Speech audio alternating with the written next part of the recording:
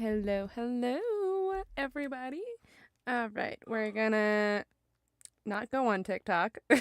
We're gonna do a real quick mic check, and then we will update YouTube and Discord and get going. Give it a second here. Just want to make sure. Hello. All right. So that's all good. So let me update YouTube. We are live and playing the new, what was this? 6.2, right? That's what it was. The new 6.2 Archon Quest on Genshin. And we'll copy that. Then we'll head on over to... Oh, hello! Good to see you. Okay, update. Discord. Come on, Discord. Discord! Alright. So, everyone. Doop-a-doop-a-doo. Yeah. Alright. And I already have Genshin up, so let's go over here and hit the magical button to unmute, and we shall go over. Alright. So, and obviously I have Durin. Stop here and play. I mean, take a stroll. I'm so excited. So yeah, I got Durin. I've got him completely leveled up as far as I can go currently. I got his weapon as well, up to level 70. And yeah, I ran out of Mora today, which hasn't happened in a long time. Need to get better artifacts on him. Working on talent as well, but again, I am broke. I also did get Yehoda, but I've been working on building, oh, and I got Venti's new signature, funny enough. Yeah. I got to... Oh, gosh. I think I had gotten to, like, 80 pity. And I got Durin. And then I went for Durin's weapon and got Venti's. And during that, I got a lot of constellations for people. Okay, let me go over here. I still don't know how to use that. What did I miss over here? Nishta. Okay. Which is homework. Ooh. Ooh. I could get a C1 Razor. Truly one in a trillion. But I think, because normally I log out at Not Cry now, so it kind of already started the Archon Quest. It was just a quick talk with Catherine and everything. Let's go to, not that, which is sleepover or whatever. Whew. Which is whatever.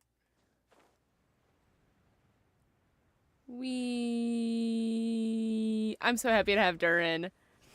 But seriously, why not make him use his wings and not a wind glider? So stupid. Oh. Whoa! This is way too many books! Considering this library organizing job is classified as a premium commission, I'm on key mentally prepared, you know? But seeing it in person is something else. Why, if it isn't Cutie and Paimon. Oh God. Brings you back to Not mind. Lisa. Let me guess. You missed me so much, you just had to come visit. Is that it? You saw right through me. You've become quite the flatterer since we last saw each other, haven't you? Found you! We were starting to think you weren't clocking in today. Well, I wasn't planning to. But then, Catherine mentioned someone had finally accepted an important commission for the library. So I came to check on things. Might you both be here for that very commission by any chance? We're dealing with tears, so yeah. Ah, music to my ears. Now, as you can see, a certain anonymous benefactor has donated a large amount of books to us. Imagine my surprise when a glance down the book list revealed that each one would be an entirely new addition to our collection. There are books of all different kinds, including quite a few that are banned. Troublesome, I know. So this wasn't an odd job I could trust to just and sorting them myself. My, what a all that to say. I would Okay. really just This isn't the Archon Quest, so I'm just gonna kind of skip through it here and there. Because we want to get to the Archon Quest. And maybe Durin's quest as well. Of course. Finally! I mean, what even are some of these books? And what's this one? The Little Witch's Dictionary? Huh. Oh, is that like Victoria's book? I heard that there's like... Oh, there's Alice! Alice? How did you get in here? You must not have noticed, Paimon. I wasn't the one who barged in at all. When you opened that dictionary, you entered a mage's domain. What? Ugh. I knew that book had issues. Have you ever read the storybook The Little Witch and the Undying Fire by any chance? First I've heard of it. No matter. At least in name, this book was written as a dictionary for the other one. The actual contents of the two aren't related at all, though. That explanation makes things even more confusing. Oh dear. Namely that in, well, waiting rather than besides. Okay. So, Alice, gathered the- there's one thing I do know. We'll see Alice later. Now, I never said that. Wait. Come on, Alice. Just get to the point. Besides, it's not like this is a bad thing. Just think of it as an excuse to reunite. Okay. We'll take the dictionary. Wonderful.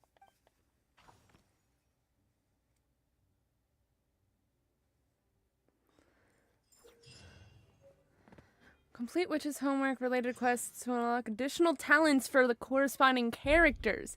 Certain characters' skills and constellation effects will also change. Oh! Each witch's homework quest is focused on a specific character. Obtaining the corresponding character and increase their level to 70 to unlock their related quest. Okay.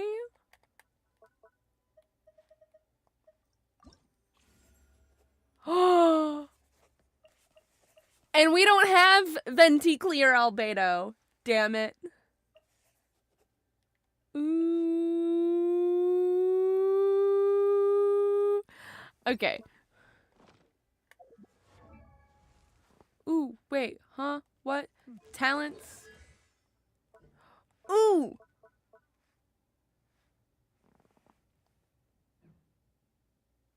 Okay. That's fun. That's cool. Hang on.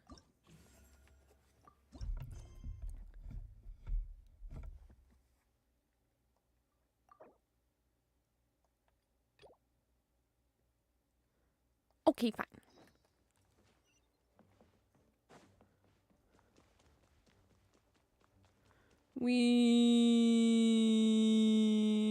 Hi, Lisa. Oh, you finished sorting already? you like in return, cutie?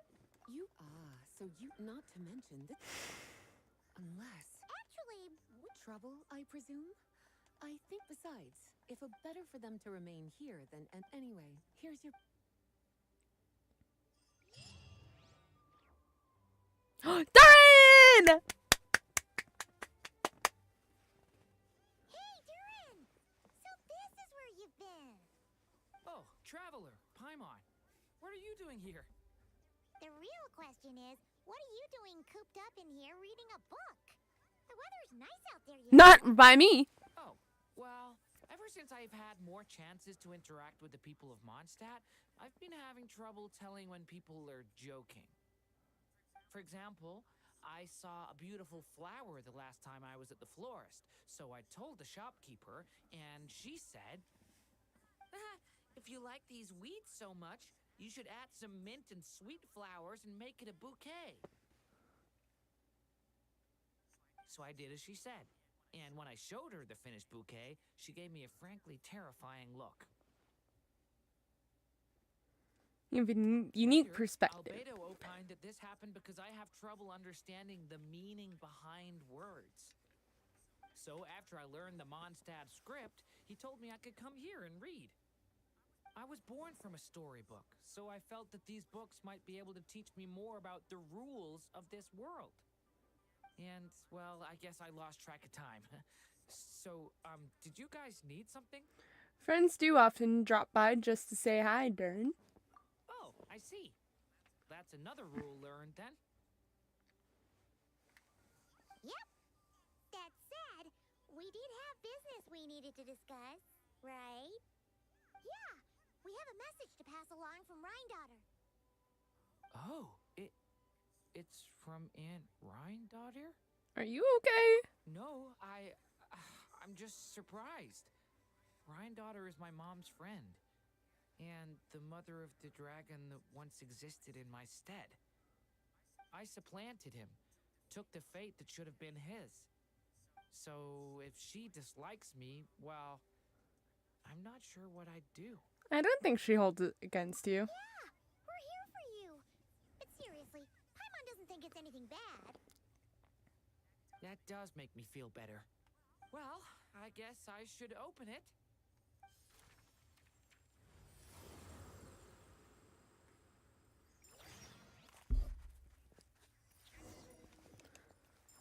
Alright, let's see.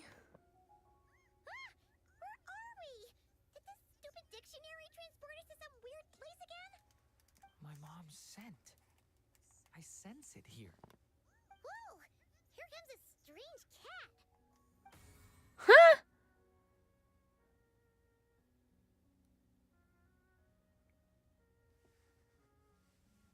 Let me guess, it's a talking cat. Well, this is familiar. Yep. I have a message to deliver on Master Rhine-daughter's behalf. Ahem. This is the first time we're meeting, so I'm not sure how to address you. But since you're Hem's child, I suppose I'll stick with Mini Durin. Though you appear smaller than the Durin that came before you, that same strength flows through your veins, not a drop less. He was a child of Humus, an incomplete creation. Thus he lacked the will to control his own strength. Yet this power was beyond what he could withstand, and so it twisted him, consumed him, thus sealing his ultimate fate. Oh. Albedo claims that you have transcended this tainted blood, becoming a being much like himself. That is his opinion. I remain unconvinced. I trust only the facts, only that which I see for myself. So take this chance, child of M. Prove yourself to me. Where did all these monsters come from? Is this the proof you need, Aunt Rhine-daughter? Very well. I'll show you what I can do. Oh, I got a lower level. The power within me is surging to the surface.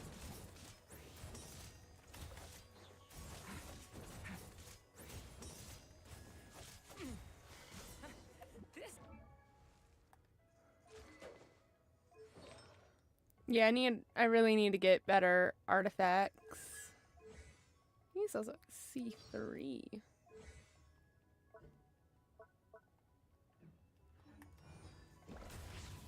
Towering claw! Stay away from me!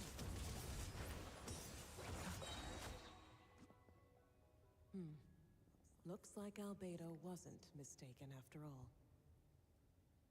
Next time, maybe don't ambush us with a bunch of monsters just to prove a point. Still, I do feel like I can control my power more freely now that we've defeated them. After hearing about you, I prepared a technique that would seal the dark power in your blood. I had planned to take this opportunity to pass it on to you. Of course, using it comes with a price. While it would maintain your existence in Tevat, it would also weaken your connection to this world. And you are N's child, when all is said and done. How could I allow that uncontrolled power to send you down the same path as the child who came before? But seeing you now, it appears my concerns were misplaced. M was a terrific mother, and a far more capable one than I. And I must admit, I'm rather curious to see how far you can go. How will you, an alchemical being truly integrated with this world, find your place in human society? I've never conducted an experiment like this before. As such, you may yet hold the key to some unexpected answers. Hey, you got one thing wrong there. Durin's not an experiment. He's our friend. Aw. Very true. I'm not sure I understand, but I appreciate your kindness, Aunt Rhine-daughter. Ahem. And that's all Master Rhine-daughter has to say. Could we get a self-introduction at least? Yeah, we're used to talking cats at this point, but one that can imitate someone else's voice? That's a first. I don't see how that's important, but if you must know, I am Sebas, a simple butler. You're friends of Albedo, yes? Strictly speaking, I am his elder. So make no mistake, I am no ordinary cat. Of course not. In fact, from a biological standpoint, I am no cat at all, but rather an alchemical being. You wouldn't consider yourself a specter simply because you float in the air like one, surely. A specter? What are you trying to say, mister? Oh, I know. Sabas is implying that you're... Maybe don't finish that thought that are in. Hey! Oh, and considering how Master Rhine-daughter's message ended, I suppose this technique is useless now. I'll just destroy it. Few and far between are the people that can make her reconsider. Quite the impressive feat, young man. With that done, I'll be going now. I have another message to pass along. Perhaps we'll meet again sometime.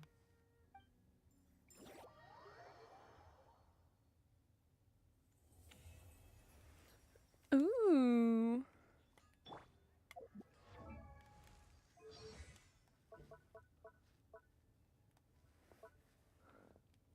Increases all effects of the ascension talent by 75%. Damn.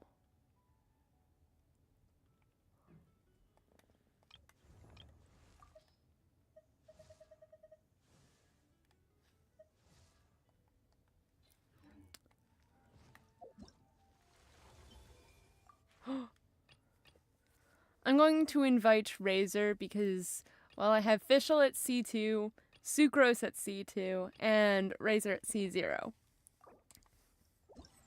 So, yay!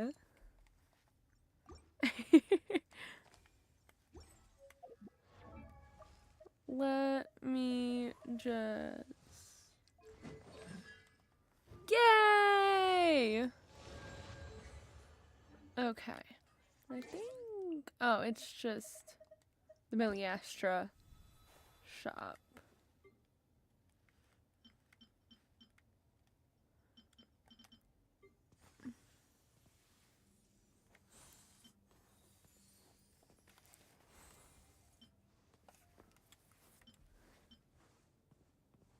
Oh, that's cute.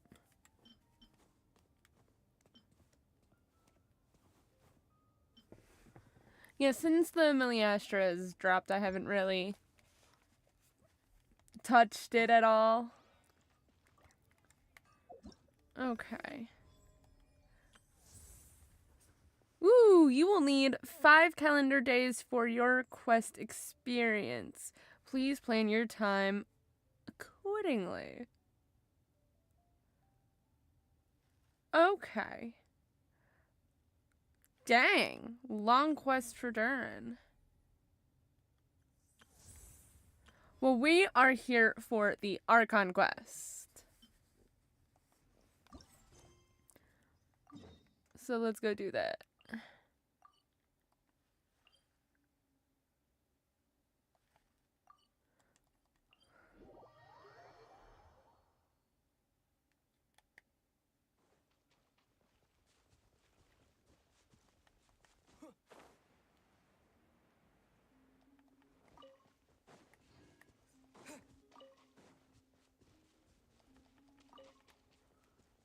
Columbina!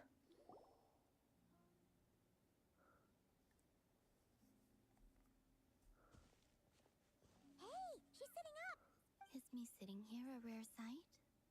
No, we just Oh, thought you'd be speaking! resting. Shit! Perhaps I would have been, were it not for the sudden arrival of some unexpected guests. Not that I consider it a disturbance. After all, you are the only ones who are free to enter. Would it not be a little unfriendly of me to lie down while we speak? I didn't realize you put so much thought into little things like that. Aw.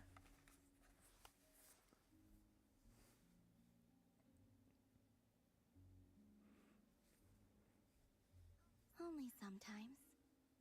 There have been moments lately where I think about you and your companions. They are warm, mysterious, and cozy memories.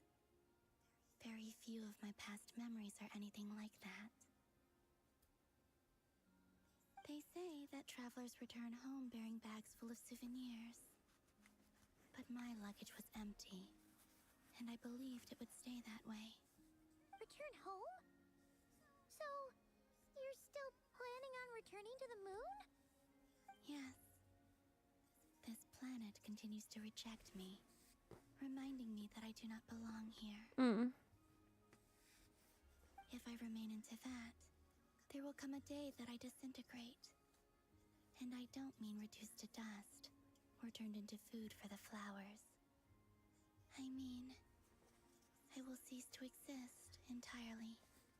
Alright then. Well, we're sure gonna miss you. But it sounds like we'll have to say goodbye. How do you intend to return? The moon prayer night is soon to arrive. On that day, the moon will be closest to Teyvat. The Kuvaki in this land will reach its peak at that time. I merely need to grasp the tide, and with relatively little effort. Oh, Paimon gets it! It'll work like a slingshot! You make it sound like she's gonna get blasted up to the moon. If I did that, I suspect I would crash into the false sky. I will be using a much gentler approach. But I do like the analogy. It's fun. You see? She gets Paimon's sense of humor. In the blink of an eye, the time has come to part ways. It does feel that way, doesn't it? Time seems to fly fastest when you are enjoying it. I have always thought of myself as a wanderer on this earth, and it has never expressed any desire to keep me here. Yet, just as I plan to depart, it tugs at my arm. Is this a gesture of affection? Or is the world mocking me? Oh. Were you hoping I can answer that? Yes. You are a traveler, so you must have a lot of experience in this area. Then, what I would say is, enjoy the moment. That's right! Don't overthink it! Happiness is happiness and joy is joy!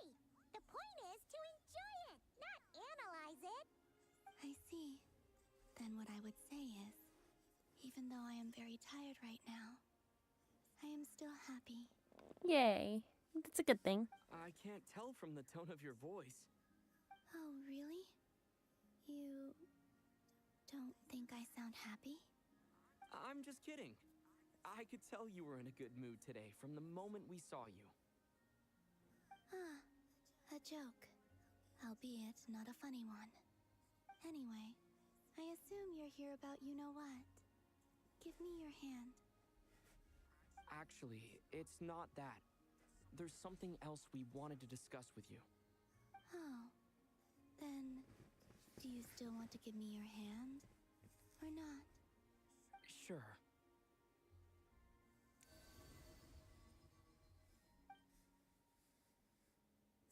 Thank you. So, I've heard that in the Moon Prayer Nights of the past, people here would hold celebrations in the Moon Goddess's honor. Since you helped so much in our fight against the Rehir of Solnari, I think you deserve a farewell party before you return home. I haven't asked everyone else for their opinions on this yet, but I'd like to invite you to join the upcoming Moon Prayer Night. I've never joined a moon prayer night before. I'm not sure what I would even do. Oh, don't worry about that. We take care of everything. All you need to do is show up. Of course, there's no need to force it if you're not feeling strong enough. It's just, this kind of felt like a golden opportunity. Ah. But they call me Kutar, and the Fatui have an arrest warrant out for me. I shouldn't appear in public right now. Yeah, there will definitely be complications, but... I'll make it work. You have my word. Yeah, we got your back. Well, he does. Paimon's actually not too sure what he's planning. All right, if you're sure. I will not refuse your invitation. I suppose it wouldn't hurt to pack a few more sights from this world into my suitcase before finally learning what my homeland looks like. Oh, if you see Lauma, please tell her that my answer to the question she asked me is neither yes nor no. Rather, it is, there is no need. That was kind of cryptic, but sure. Guess it's between the two of you. We'll pass along the message. Bye for now.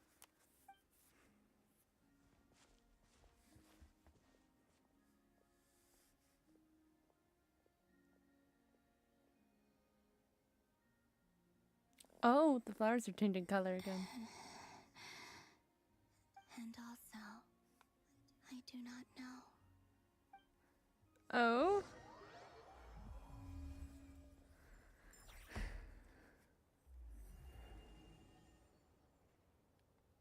Since she's agreed to join the festival, let's go see who else wants to take part.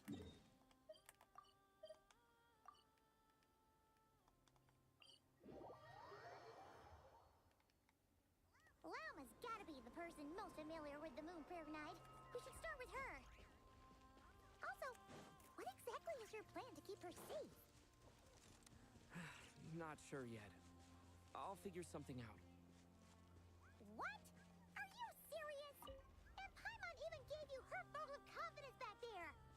When did you become so sneaky?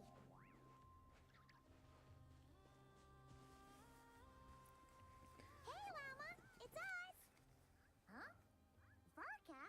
What are you doing here? Beats me. I had a bit too much to drink last night, and when I woke up, I was on Hisi Island. Ugh. Mr. Varka is helping to oversee Nasha Town's preparations for Moon Prayer Night.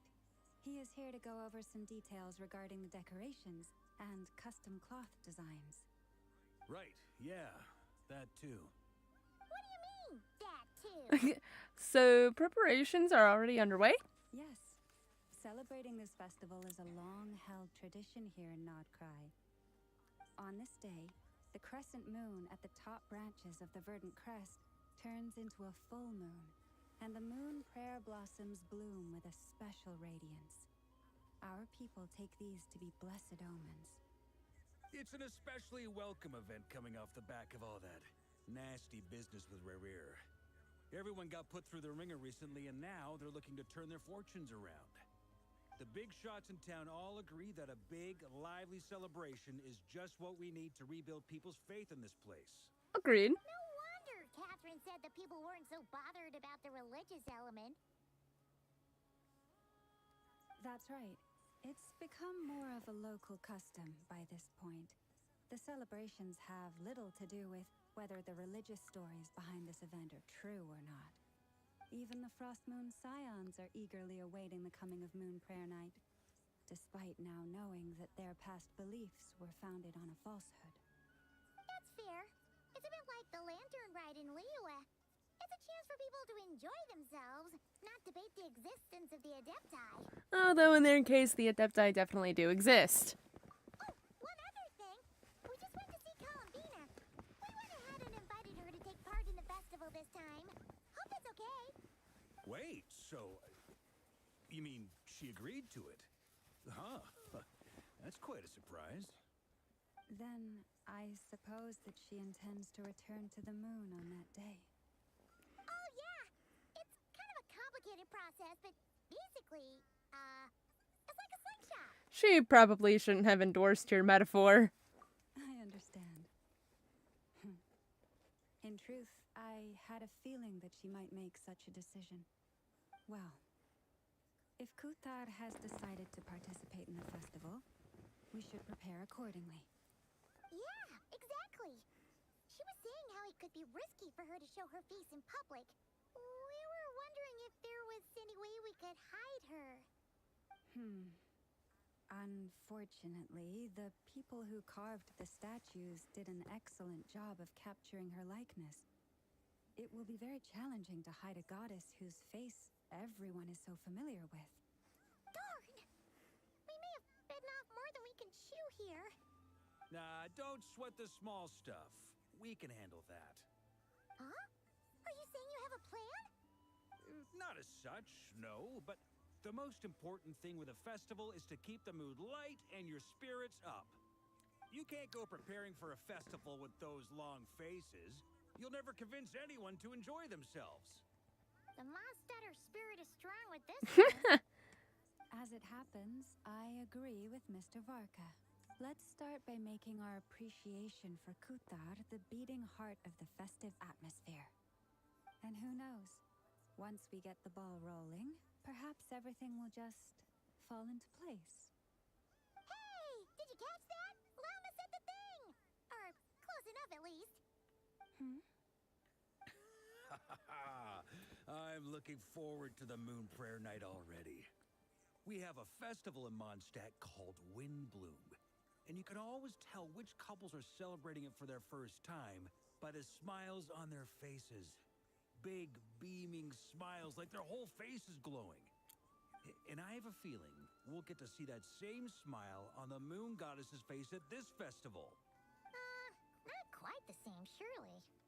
Anyway, I'll take care of business in the city, but I'll have to leave the decor up to you and the Frost Moon Scions. No one else can capture that traditional aesthetic quite like you guys. But lastly, there's the final key element that brings the festival to life. Companionship. We'll take care of that part. Before you leave, let me show you something that we've been preparing. Mr. Varka had asked to see it already, so you may as well tag along. Also, I have some further questions about Kuthar's decision. Okay.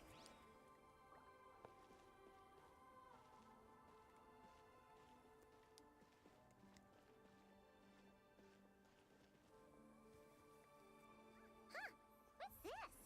They sure look like they're having fun. I believe so. Kuhenki seem very skilled at playing drums like these, although I'm not sure where they learned it from. Maybe it's an innate talent? In their eyes, they're probably just playing with toys.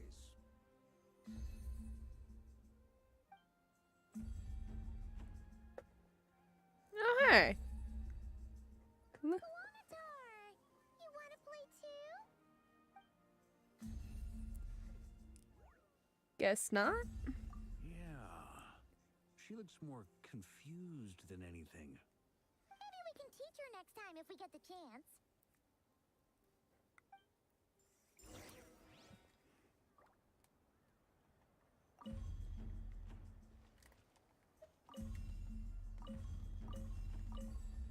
Hee.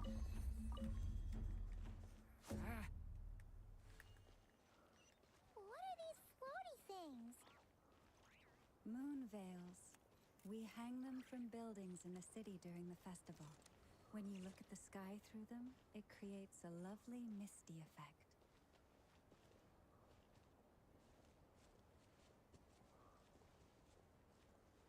Everyone seems hard at work. They are preparing items for Moon Prayer Night. For instance, the sculpture being made over here. Mr. Varka and I were just finalizing the details of where it will be placed. Ah, there she is. I didn't know the finished article would be so large. Not to worry, though. All the necessary arrangements have been made. Just let me know once it's ready, and I'll get some people to ship it over. You have my thanks. And over here, we are preparing a very traditional confection. Oh. Oh, look at all these colors. It looks great. Can Paimon try one? Of course. I have a feeling you'll like it a lot. You bet. Sweets and treats are Paimon's favorite. If you included those in the Feast of the Moon, I bet Paimon would have joined the Frost Moon Scions by now. There will also be verdant crests like this present in Nasha Town during the festival. The timing of Moon Prayer Night is not completely set in advance.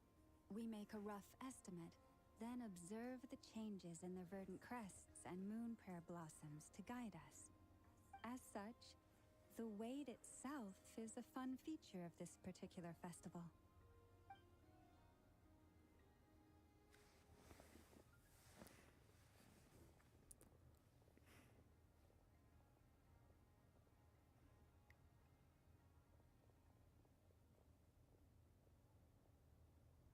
Let's talk here. To tell the truth, I am very surprised to hear that Kuthar is willing to participate in the festival. I once asked her if she'd be willing to stay with the Frost Moon Scions. I could introduce her to everyone, and we could be a family to one another. She did not answer, but she has not appeared here since. I took this to mean her answer was no, but if that were the case, she would not have accepted this invitation. Speaking of answers, she asked us to pass along a message. There's no need. I see. Maybe she is right. Maybe the Frost Moon Scions of today no longer need a moon goddess. But my wish was not for her to come here and be worshipped as a deity. I simply wanted to offer her a place to stay. I'm sure she believes that showing herself here might invite Fatui intervention, and as such, she does not wish to cause us trouble. Yeah, probably. But what really pains me about all this is that this is her birthplace. She ought to belong here, yet no one has been able to grant her shelter. I think I'm qualified to weigh in here. When someone's about to depart on a long trip, what they need is blessings, not burdens. We should wish her the best, not make the journey harder than it already is. Anyway, she's agreed to attend, hasn't she? All we need to do is simply respect her decision. I see your point. Yes, she will soon depart after all. Our job is to leave her with some happy memories. Besides, who's to say her journey to the moon is a one-way trip? It's not like she can't come back and visit if she wants, right? Paimon agrees wholeheartedly. Festivals are all about having fun, so let's keep it simple. All right, I'm gonna head back to Nasha Town soon. Want to come with? I'm guessing you have some other folks to visit there. Yeah. Sure thing, let's go. Bye for now, Wilma. Thank you all. Goodbye.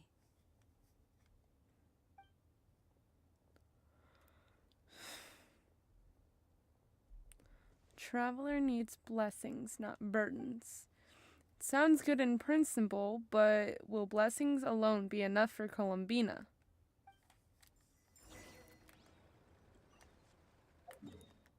Wee.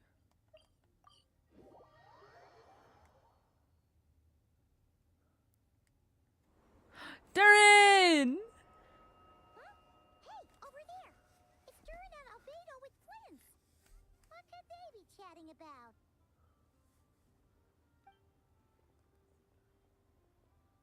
Your guess is as good as mine. Ah, Grandmaster, and the Traveler and Paimon. Hello there. It's been a while. Perfect. We have some new volunteers for our investigation. Sorry, what investigation? Wait, let me guess. The righteous Lightkeepers are finally ready to hunt down the Abyssal Dragon? Yes, that too. Yeah, right! Oh, wait!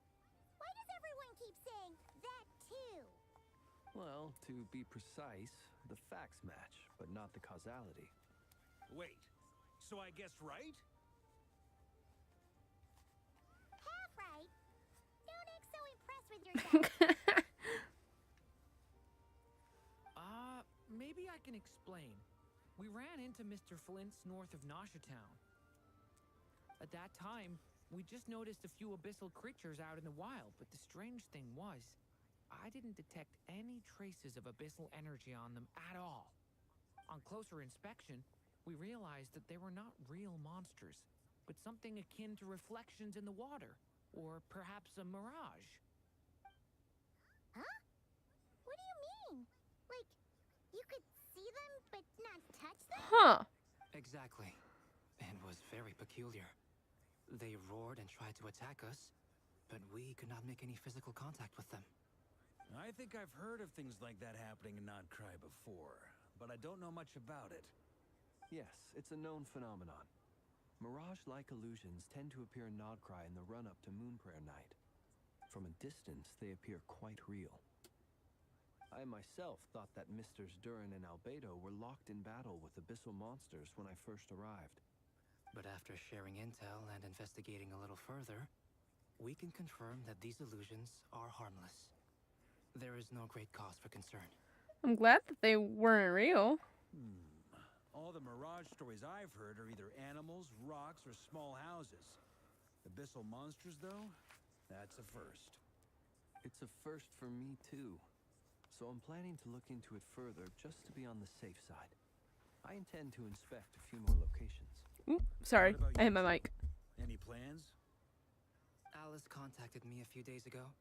She'd like me and Durin to assist her with an experiment. But we lost contact shortly after receiving the message.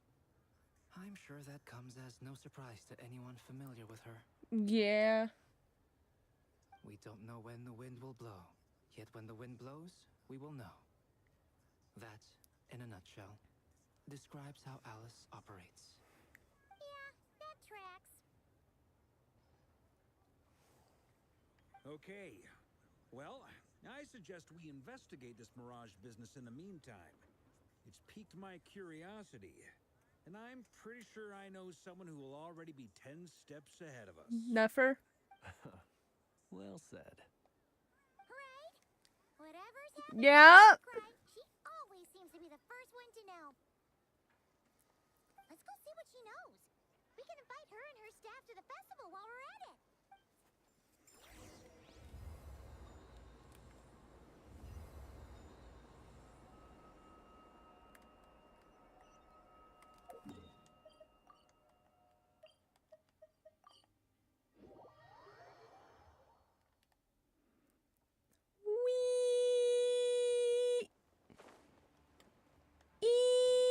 Wee. Yup.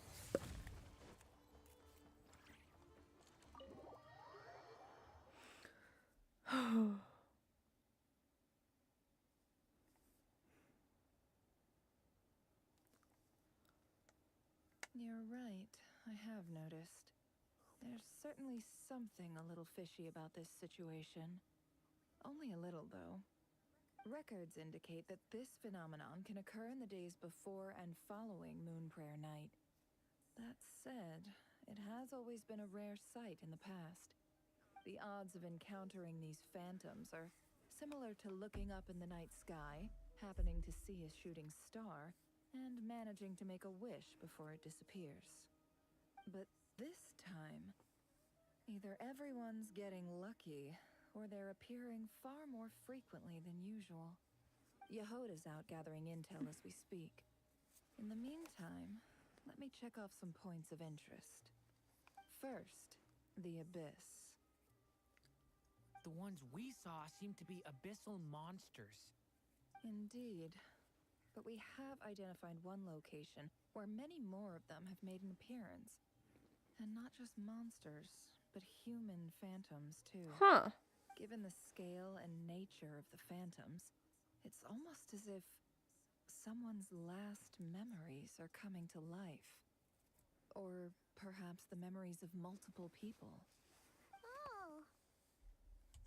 So you mean the phantom monsters are hunting down the phantom humans? Exactly. The phantoms can interact with each other, but we have no means of intervening. In addition, some of the human phantoms would seem to be from the very distant past. This is clear both from the clothing they wear and the stories they tell. Huh. They claim to be from Hyperborea, a name which I've heard from Lauma before. If this is true, it means they must be from 6,000 years ago. Jeez. Paimon, hear that right? 6,000 years? It sounds like this merits further exploration. That'd be a big help. I'll leave it with you, Albedo. My knowledge of ancient history is non-existent. I used to doze off every time the pre-Knights of Favonius era came up in class. It's quite a miracle that you were able to understand these phantoms' speech, given how long ago they lived. I suppose you're right. But I'll leave the archaeologists to ruminate over that conundrum. As an intelligence broker, my sole interest is in the value of the information I gather. Which, in this case, hopefully means earning myself some good favor with our dear Lady Moonchanter. So calculating. Whew, this intel broker logic always catches Paimon by surprise. Sounds to me like we could split the work up. I think the abyssal phenomenon is best left to Albedo, Flints, and me. Agreed. It coincides with my duty as a lightkeeper. For my part, I'd like to understand the abyss better. Even a little knowledge would go a long way. This is certainly a rare opportunity to study the abyss. But even rarer, perhaps, is the chance to make contact with the ancients.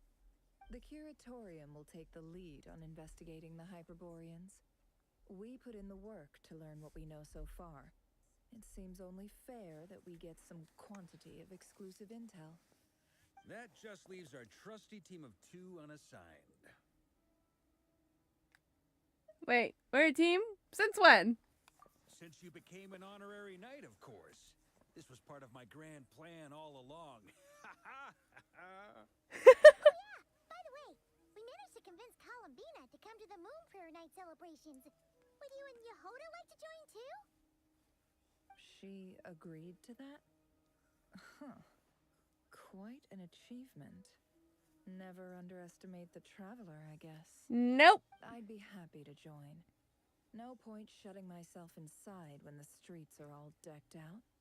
I doubt any clients will be visiting during the festival in any case. And Yehoda loves a party, so I'm sure she'll jump at the opportunity. No. No. No. No. No. No. No. No. No. Way to contradict me in front of... Wait. No, that's not what I have bad news, boss. So many people. All right, everyone inside. Quick.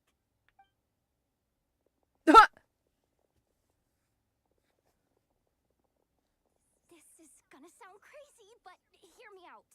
I saw one of those Star Sand Shoal, and it was some sort of flying ship. Our ship! Like a spaceship? A spaceship at Star Central. Okay. When you came to London. You said you saw the same thing through the moon marrow, right? Huh?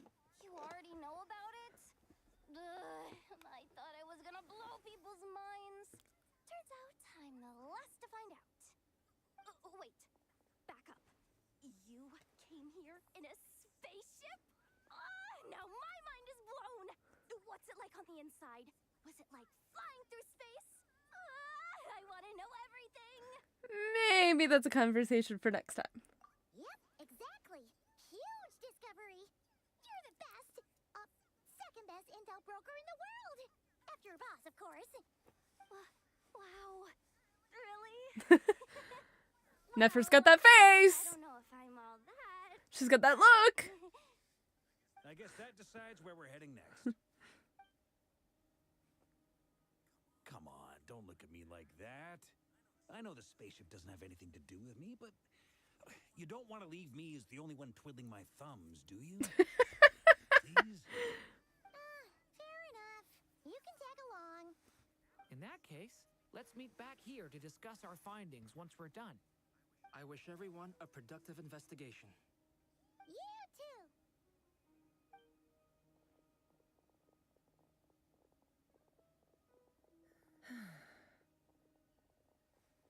What's up, boss? Aren't we gonna head out? Tell me, Yehuda, when did the curatorium start giving out intel for free? Sorry, boss.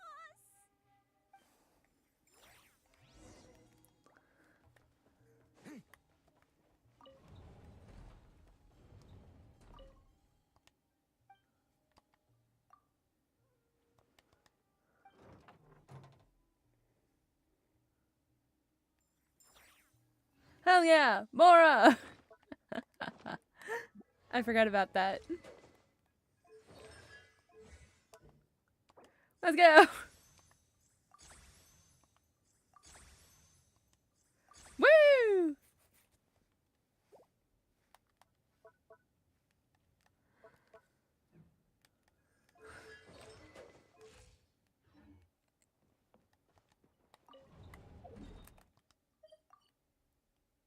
Okay.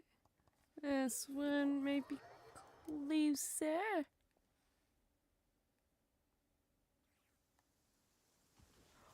Whoa. Well,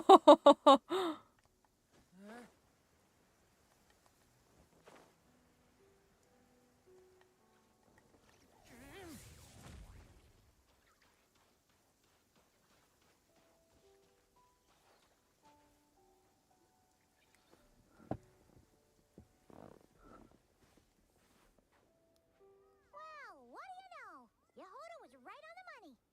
This Phantom really is your spaceship. But that's so weird. Why would it show up here? Is it some kind of projection? Or a ghost? Like, maybe it no longer exists.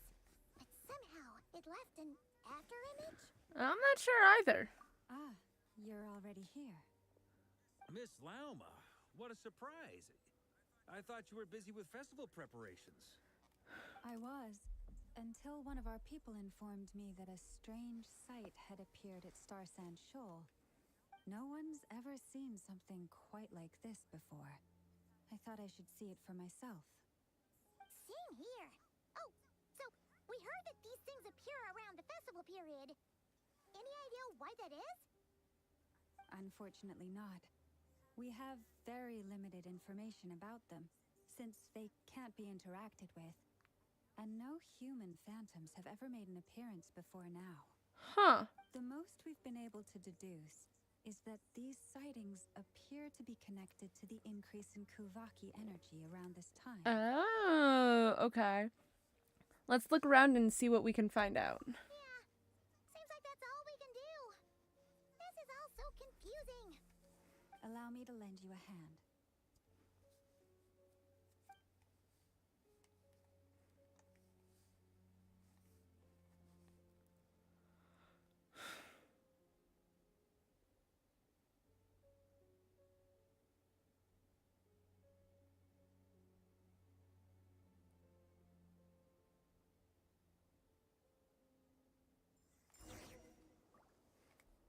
everyone. Our friend here should be able to provide us with some information. Is that a phantom rhymehorn deer? I've heard about how the Frost Moon Scions live in harmony with the animals and can even communicate with them. That's coming in handy now, for sure. Okay. Yes, I understand. Then how about this?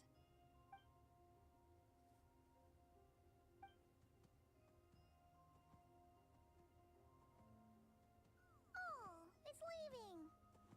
It appears to share our curiosity about this giant spaceship, so I asked it if it wouldn't mind investigating along with some friends. In return, I told it about some nearby spots where the wild fruit grows abundantly. We may live in a different era from these phantoms, but I trust that the terrain, climate, and ecology here are more resistant to the effects of time than some things are. Let's give them a moment and hope for the best. After a few moments, the deer comes back. All back together? Must have been a lot of fruit. Indeed. Now let me ask them some questions.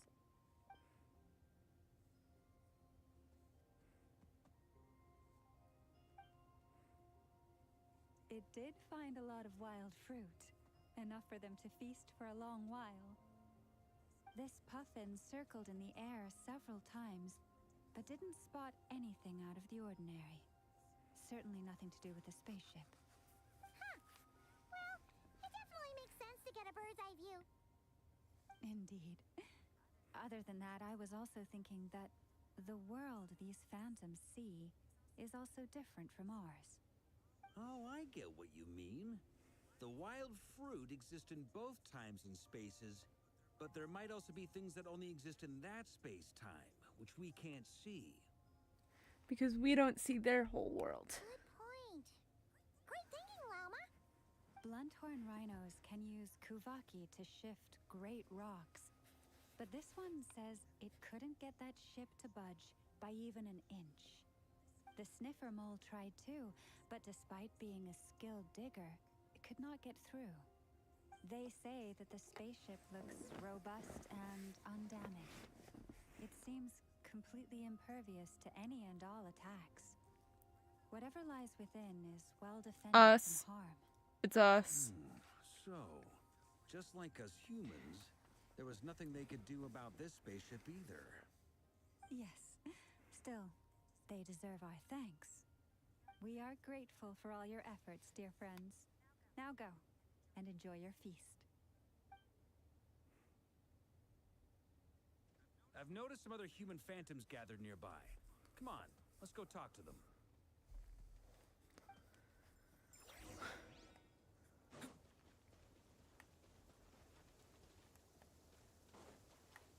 What?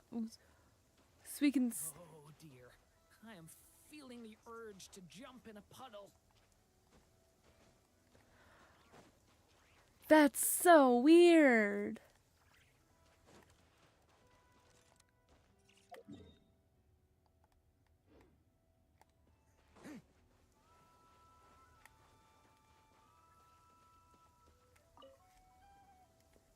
What is this thing? I've never seen it move, and there's no way to get inside. Goodness knows. My grandpa says it's been sitting here at least since his grandpa was still alive. Jeez. What about his grandpa? Did he say anything to your grandpa's grandpa about it? Huh? I don't know. In all likelihood, it was here back then too. Hard to imagine something this huge could move. Guess that means that as far as they're concerned, this ship's been around a long time.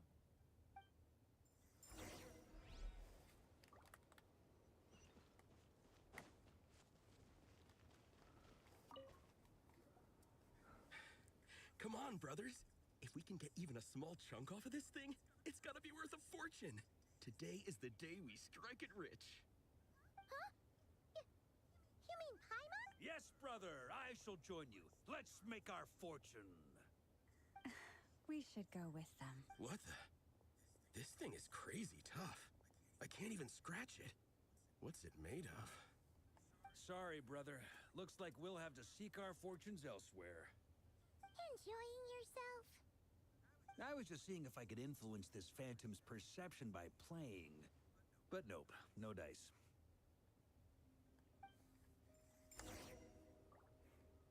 I'm sure we're all starting to build up an idea of what's going on here now that we've spoken to some of the people. Are we? These phantoms are reenacting real historical events in Nodcry. It's almost like we're in some kind of interactive stage play. We can talk to the actors, but the plot is fixed, and we can't influence it. Oh. It makes sense. History is set in stone. The objective facts of the past cannot be changed. Paimon totally thought you were just goofing around earlier. But actually, you were doing some serious investigating. Of course I was. Anyway, at this point, I think we're forced to conclude that although the Phantom spaceship is right there in front of us, we aren't going to learn much about it from these people. If only it showed... Wow, words! If only this showed the moment when my sister was searching for me. Maybe then I could have discovered why she wasn't in the spaceship. Or if it showed the moment when it disappeared, I might have found out who was piloting it and where they were headed. But no such luck. All we've seen is an arbitrary moment in time during its long stay here. Don't be discouraged. If nothing else, this is proof of the ship's existence. And think about it. So many people tried to hack their way inside, but no one could get the door open. It's made of very tough material. To me, that says that we'll either find the ship itself or the story behind it. It's just a matter of time. Thanks, Varka. Huh. Every now and then, when Varka gets serious, he actually does seem like Grandmaster material for once. I wonder how the others are doing. Let's head back for now. Sounds good. Also, drinks are on me if Team Knights of Favonius is the first to finish. Wait, we have a team name now? Am I in Team Knights of Favonius as well? You're very welcome to join. We've even got a cathedral ready for you. Isn't that technically blasphemy? You wouldn't dare make a joke like that if Barbados was in earshot. Nah, I'm sure Barbados doesn't mind a little harmless blasphemy once in a while.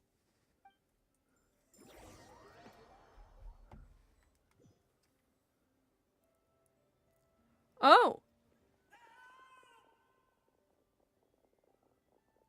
Oh, no! Get away!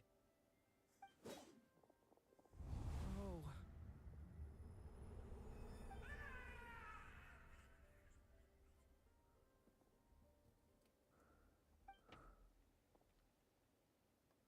I know it's hard to stomach, Mr. Durin. But as I'm sure you've noticed, there is nothing we can do to intervene in that which unfolds before us. But we have to at least try. And try you have. But are you aware of how many unsuccessful attempts you've made now? I wasn't keeping count. I'm afraid this is the 39th failure so far. Or the 5th if we're only counting this particular victim.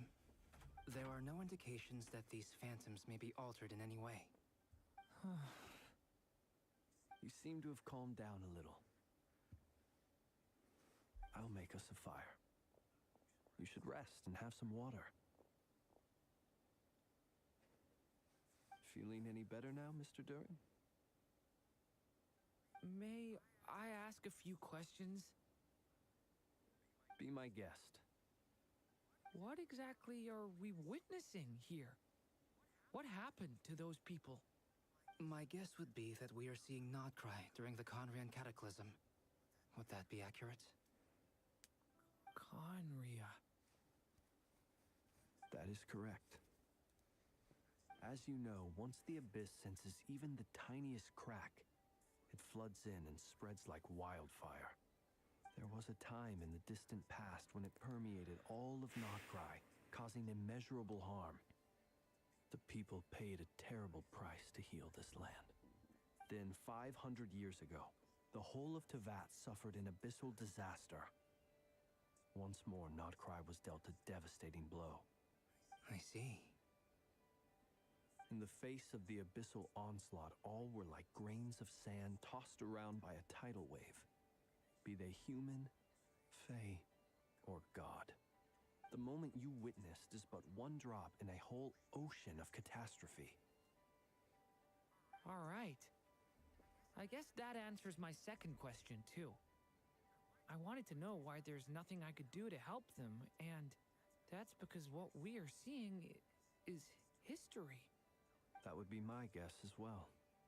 As I understand it, history and fate are not all that dissimilar. The latter may be unseen to us, but both are immutable. Yes. Fate was determined long, long ago. I still have a couple of other questions for you, Mr. Flintz. You mentioned more than one abyssal disaster that has struck this land in the past. How can you be sure that what we're seeing is from the Conrian incident? And also, how are you able to stay so calm when you're talking about these events? From everything I know about you, you're not cold or ruthless, and you're not indifferent to the suffering of others. Alas, I am forced to show my age. I must be 600 or 700 years old by human measure. Oh. Wait. So, you... One is not easily moved by history when one has witnessed the truth firsthand. I'm sorry. You needn't apologize. Your passion is a good thing to have. Treasure it. Because someday you may find it in terribly short supply. Now, at the risk of offending you, I have a question in return. Your curiosity toward the abyss, is it born from hatred or because you sense its call? I only ask because I kept a fragment of Rerear's body in my lantern for a short time. Specifically, his heart. So I know what a burden it can be to carry the abyss with you. And I hear its power growling from somewhere within you. In my eyes, your mere existence is a miracle. My honest answer is... I don't know. I don't think I have the confidence to say for certain. What I will say is the abyss is not the only issue that haunts me. Even before I became who I am today, the question dogged me constantly. Should I even exist at all?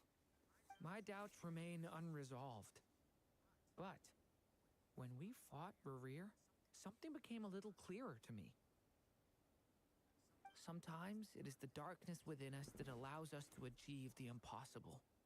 I certainly got the sense from your 39 attempts that you were trying to achieve the impossible. It sounds like you've resolved to see the truth for yourself. Absolutely. In that sense, he and I are quite similar. Then I wish you every success. I look forward to the day of your transcension. Well, if everyone's caught their breath, I suppose we should head back. Oh, and one last thing. I'd appreciate if you kept our discussion about history a secret.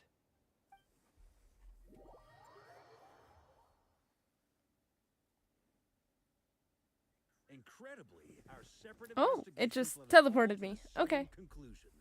Hooray for consensus! Yeah, but we barely learned anything, though. I totally thought this would be the mother lode. Talking with the ancients? I mean, come on! But nope. All we got was useless snippets of conversation. And all this stuff about moons and hyperopia. What a load of baloney. Seems like people back then had a few screws loose. I understand your frustration. We found the same issue. Each phantom only showed a very brief moment in time. There isn't much value to be found in these miscellaneous fragments of a civilization's history, no matter how glorious it may have been. If there's a silver lining, it's that these phantoms are harmless to the present reality. They shouldn't get in the way of the festivities. Paimon agrees. And not just because it's the first thing she understood in this whole conversation. You look disappointed, Nefer. Is something the matter? What do you think? We all worked our tails off, but the only one to gain anything from it was you, Lady Moonjanter. Well, please do share the Hyperborean records with me. I will gladly inscribe them in our people's documents. Oh, duh! Yeah! That was it! Hyperborea! Hyperborea. I'm serious. Only an expert in the Frostmoon Scions and their history can turn these records into valuable research material. The alternative is to let them gather dust on the Curatorium's storage shelves until the pages turn yellow.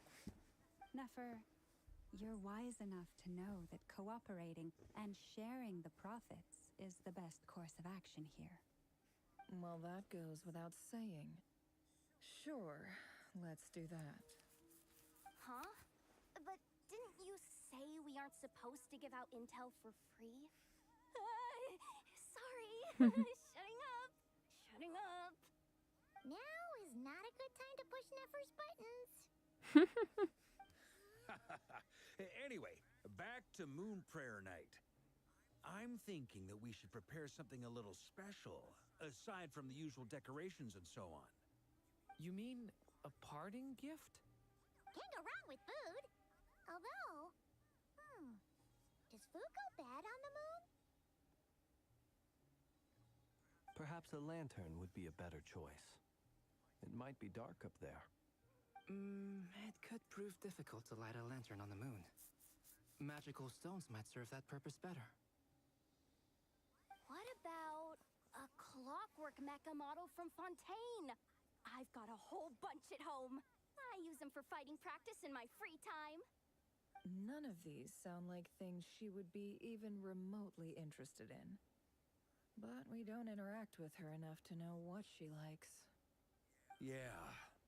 It would really save us the guesswork if someone could find out what she's into. Yeah, I saw that coming. Traveler, they're all looking at you. Okay, I got it. Problem solved. Now, I need to stop by Dory's. Gonna need her help sourcing a bunch of stuff for the festival. Then let's leave it there for now. We all have our own business to attend to. Traveler, if you find out what Kutar likes, let us know right away. Gotcha.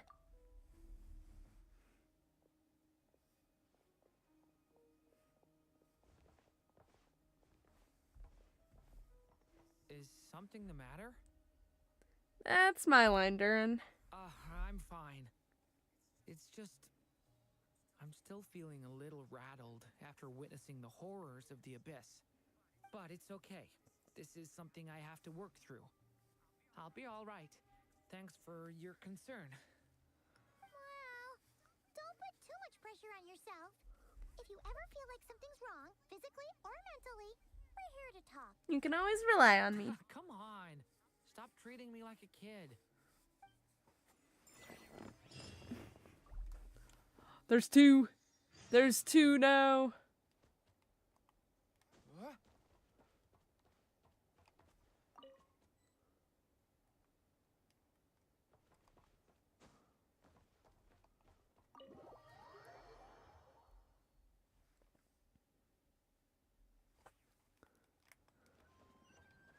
Okay, ooh, we have to go far over here. Okay.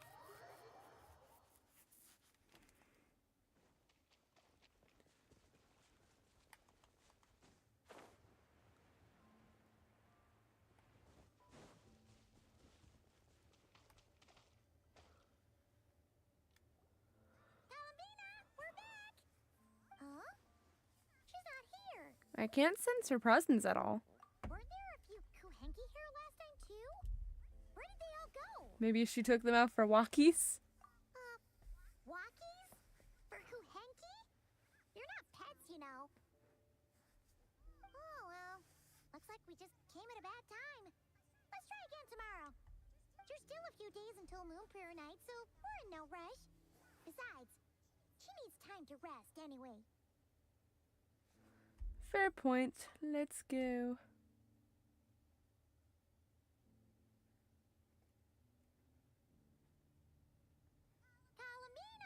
Are you back yet? Oh, the flowers. How strange. Looks like she still isn't here. This is a bit odd. Right? It's not like her to spend so much time outside. Especially since she's worried about attracting unwanted attention. By the looks of it, she hasn't been back all day. What about Luanatar? Luanatar, you there? Hey! Do you know where Columbina went? Sorry, didn't understand. But if you know where she is, could you take us to her? Sounds like an I don't know either to me. Yeah, that's even stranger. The flowers. What about 'em? Oh, that's not good news. They change color when Columbina gets weaker, right? And they look super pale right now. Let's go. We've got to find Lamma. Good idea. She might know what's happening.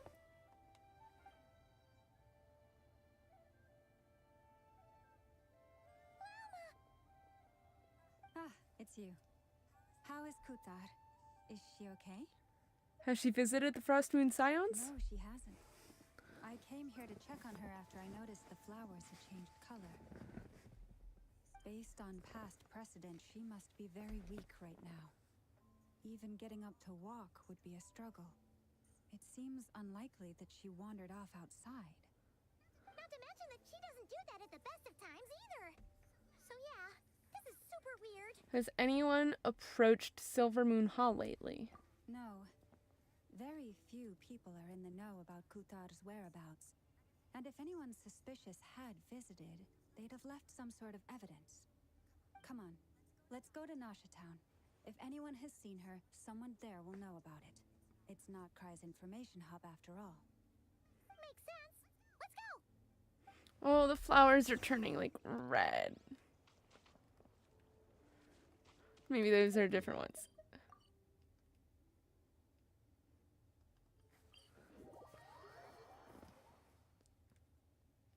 Oh dear. I am feeling the urge to jump in a puddle. Ooh, that didn't hurt Durin.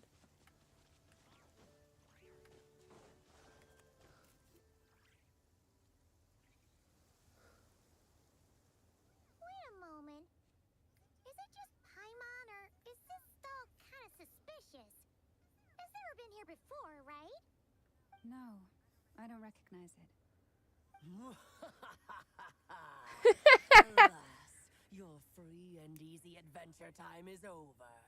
Now, prepare to face the final boss of Nod Cry. Okay, this is gotta be like Alice or something like that, right? Whoa! Where'd that voice come from? Not sure, but it's definitely hostile. Maybe. Maybe not. No, not that way. The final boss is right here. Why is it giving Alice? Sniffer mole? That's the final boss? Surely not. That voice is a little familiar. Okay, the jig is up. I'll stop teasing you. Turn around. I'm right behind you. It seems I've managed to leave quite an indelible... Hi, Alice. Though you've never seen my face. Oh, nothing could make a great mage more pleased with herself. Mother of the most adorable Klee. Yes.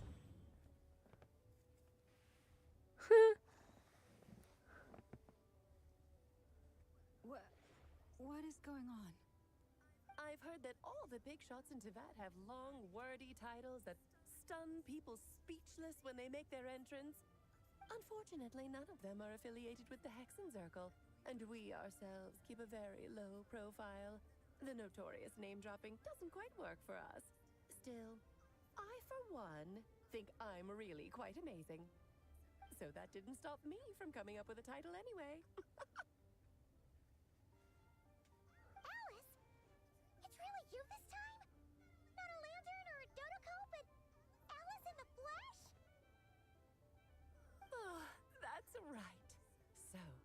what do you think? How does it feel to finally meet me? You look like... You look just like Lee. Oh, that's the first thing you thought. A little surprising, but that actually makes me very happy. Because that means that when Klee grows up, she'll be just as stunningly beautiful as her mother. So she's a friend of yours? Kind of. This is actually the first time we've seen her in person. I see. Madam Mage, that was, quite a powerful entrance.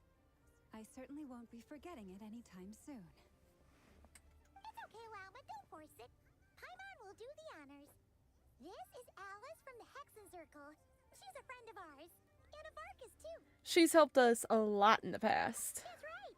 She's a good person. Just kind of unpredictable. Well, what is the human heart if not unpredictable? If we could not do as we please, how would we differ from machines? I am Lauma, Moon Chanter of the Frost Moon Scions. It is a pleasure to meet you. Oh, I know. Before you got here, I spent a good, 15 minutes getting up to speed on Nodcry's present situation. In other words, I've read the whole in the last episode part, so we can skip the pleasantries. Fair enough. Well, Miss Alice, I can already tell that you have quite a unique personality. He'll get used to it. Paimon sure is. So anyway, what are you doing in Nodcry, Alice? Oh, I thought I told you already.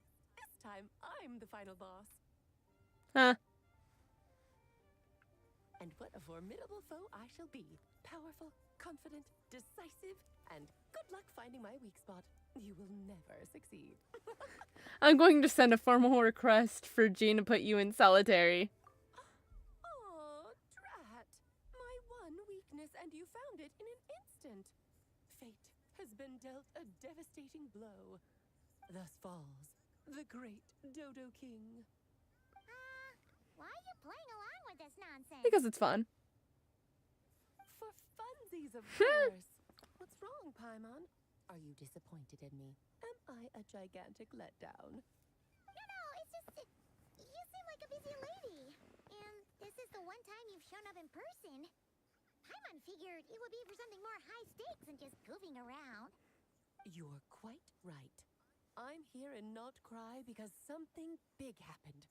Something big enough it caught the attention of the Hexen Circle. It concerns the three moons, Tevat's borders, and of course, the moon goddess you are currently searching for. You know where Columbina is? Kind of.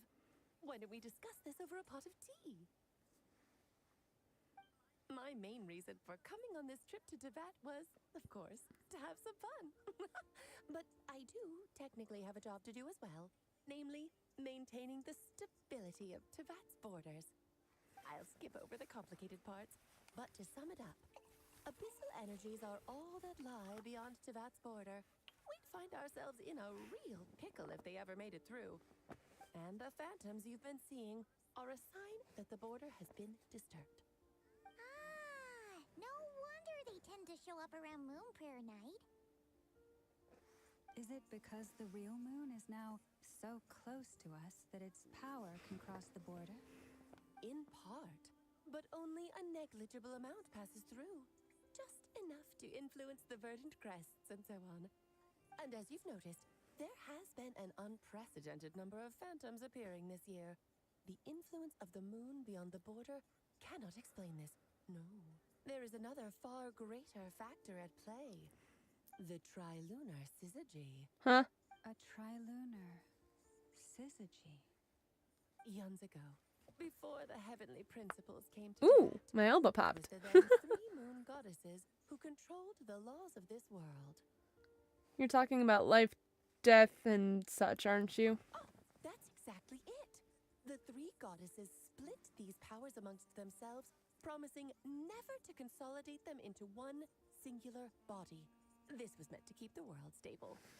But, fast-forwarding to the present, the eternal moon's marrow is with you, while the iridescent moon's marrow, which should never have appeared in this world, has been retrieved. Add that to the presence of a moon goddess in the flesh and... the power of all 3 moons is gathered here in Notcry. There hasn't been an event like this since the War of Funerary Flame. And it's having a noticeable effect on Tevat's borders. Why are you so concerned about said borders, if I may ask? Because I wish to give my darling daughter a peaceful, sunny environment to grow up in. Is that a good enough reason? Kinda sounds like you're dodging the question, but it does make sense. Well, that's one reason anyway, and the most important one. The others are a little complicated to explain. For instance, cleaning up after dearest Miss R. Albedo could tell you more about that if you're curious. But right now, I have a more important question to ask you. Why are you collecting the moon marrows? Columbina wants to use their power to return home. I see, I see. Nicole told me about that legend once. Nicole? You mean Niche Anne? Oh, so you remember. Ah! We heard her voice in Fontaine. Yes, of course. That was a story about fate, her area of expertise. But back to the story of our dear moon goddess. I'm afraid her intended method of returning to the moon is unlikely to work anymore. What does that mean? She may be missing, but she hasn't gone anywhere. She has disappeared. Huh? Once, long time ago. I can't read that!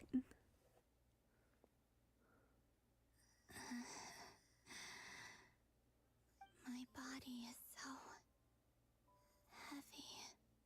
Wait, no. It's my mind that's heavy. My arms and legs are as light as a feather. What's happening to me? I feel drowsy, like I've been asleep for too long. Is it daytime or nighttime? Is the moon out? I think I'll go for a walk.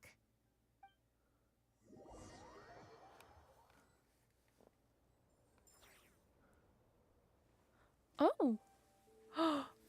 Mini cutscene! Are you out for a walk too? What?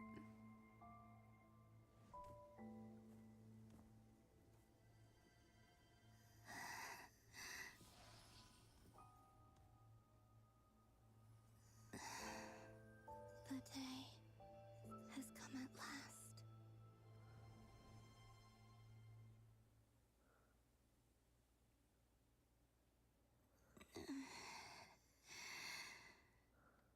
Have I grown so weak that I can't even sustain my physical form? But Moon Prayer Night is nearly here. I was so close to returning home. Death is near. Is this how it ends for me? Will I return to the moon after I disappear? Or... I don't want it to end like this. So far, at least, I still exist. Even if not physically, I can still feel. But as my power wanes, I'm sure that too will fade. I suppose I might take one final look at this world. The world where I was born. This may be your last chance to visit the Frost Moon Enclave. Don't let it slip away.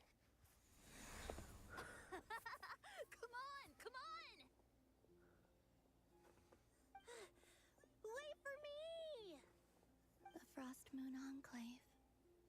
How much it has changed since I was born. These decorations, they're so heavy. It's times like this when you kind of wish men could be priestesses and acolytes. How fascinating. I've never had the chance to be privy to people's private lives in this way. In the past, people people would get so solemn and serious the moment I showed my face.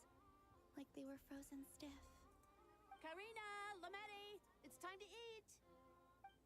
Coming! I want to watch them a little longer.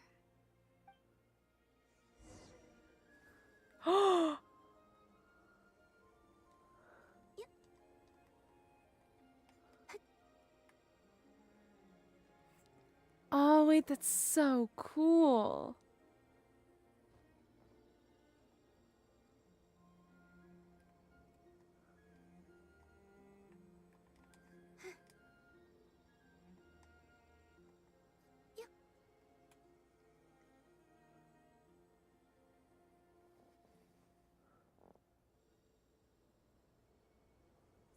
So just fill these balloons with air, right? Yep. Try a couple now to test things out. The rest can wait till Moon Prayer Night. Think fast. Rita!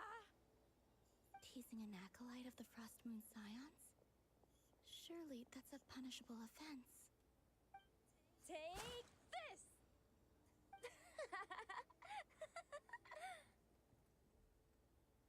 Huh? Alright, enough horsing around. Lady Lauma gave us a task. We should get back to it. The task is just to check that the balloons don't leak, right? Doesn't matter if we fill them with air or water. Okay, you got me there. And you got me there. But still, we can't use all the balloons before the festival even starts.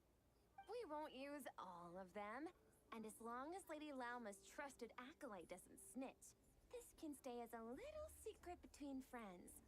A couple more can't do any harm, right? Oh, you menace. Then, think fast!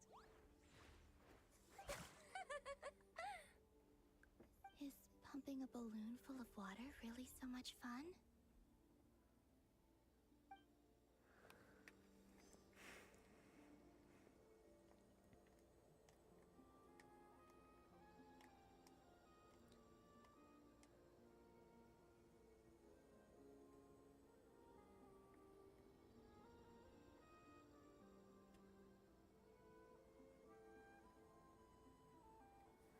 Okay, that's really fun.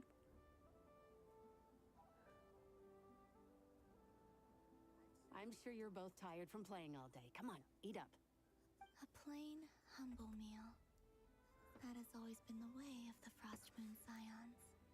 Huh? How come Lametti got a midsummer berry dessert? Oh, I always get Lockaberry. I don't mind sharing. You can have a bite of mine if I get to have a bite of yours. They're sharing food? I've never shared food with anyone before.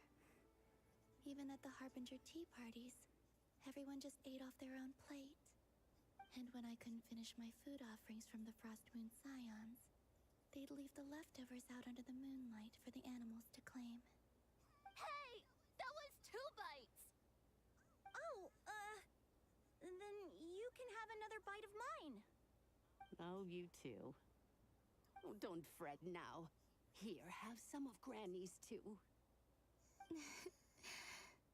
So this is what it means to be family. Oh.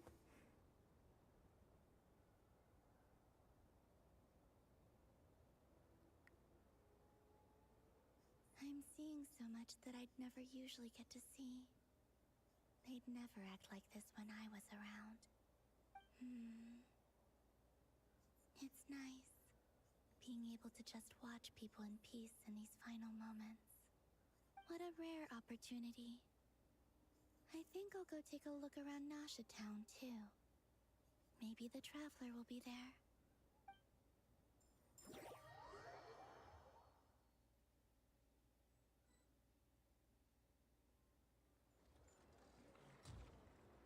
After the War of Funerary Flame, the moon goddesses were no longer recognized by Teyvat. they lost the whole foundation for their existence. That's why the moon goddess's strength is fading. She cannot withstand the world's rejection of her. It's just like what Columbine said. To be more pedantic about it, the moon goddesses did something to offend the heavenly principles, and that's why they were ousted. Something of a recurring theme in Tibet's history. Theoretically, speaking so candidly should put me in their crosshairs too, but they can't tell me what to do. I'll say whatever I want. Anywho, the moon marrow energies were but a drop in the bucket for her, and that battle against the Ray Hair of Solnari only weakened her further. Fortunately, it happened close enough to Moon Prayer Night when the Kuvaki concentration here is high. That's the only reason she managed to survive this long. What do you mean, fortunately? You said she disappeared. We're too late. Oh, what a headache. I thought this was all common knowledge. I guess I have some more explaining to do. Okay, buckle up. It's time for another lecture.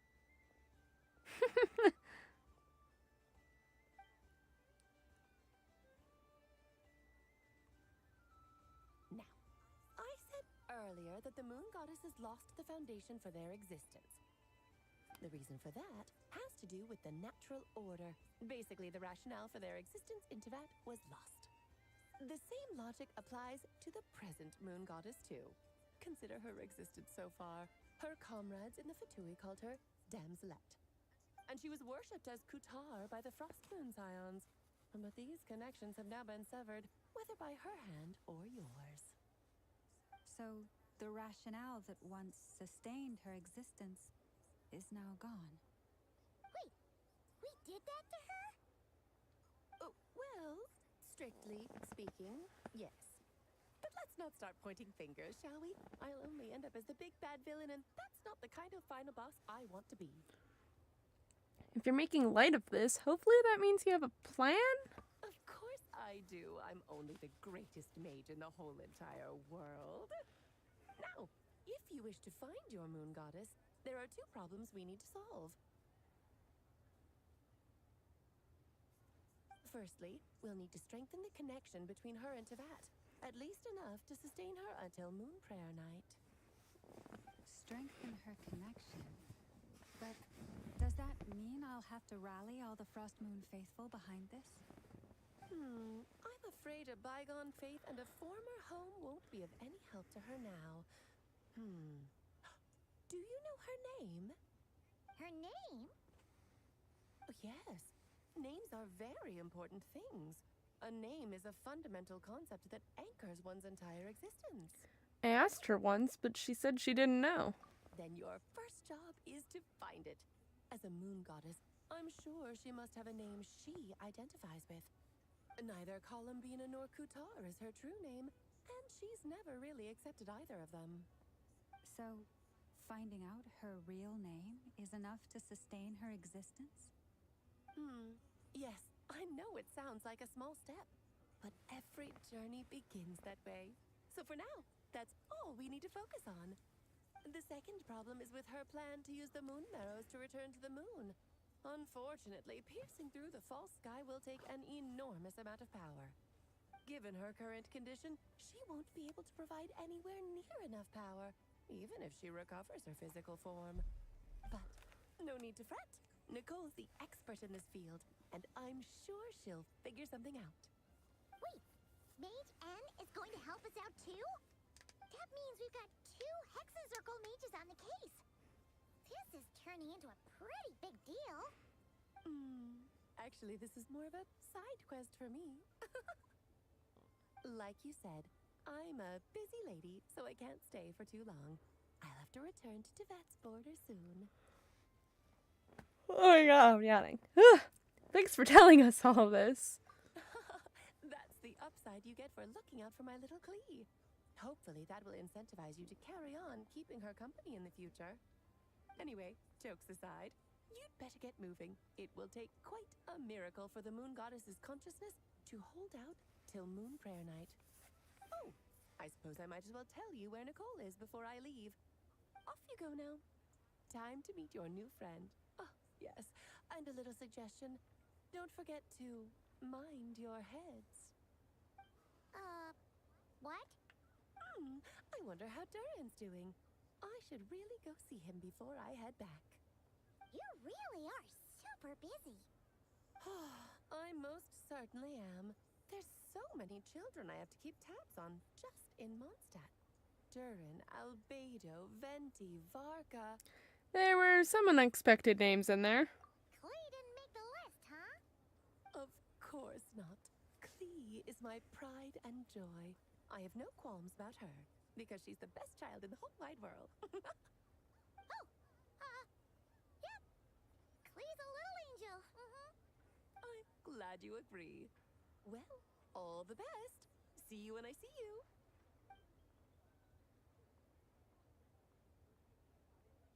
She left in a hurry. Yeah.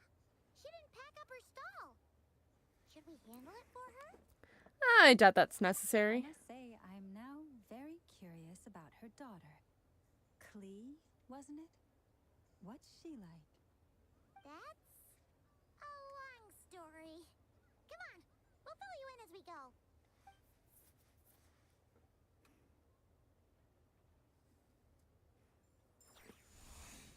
Oh!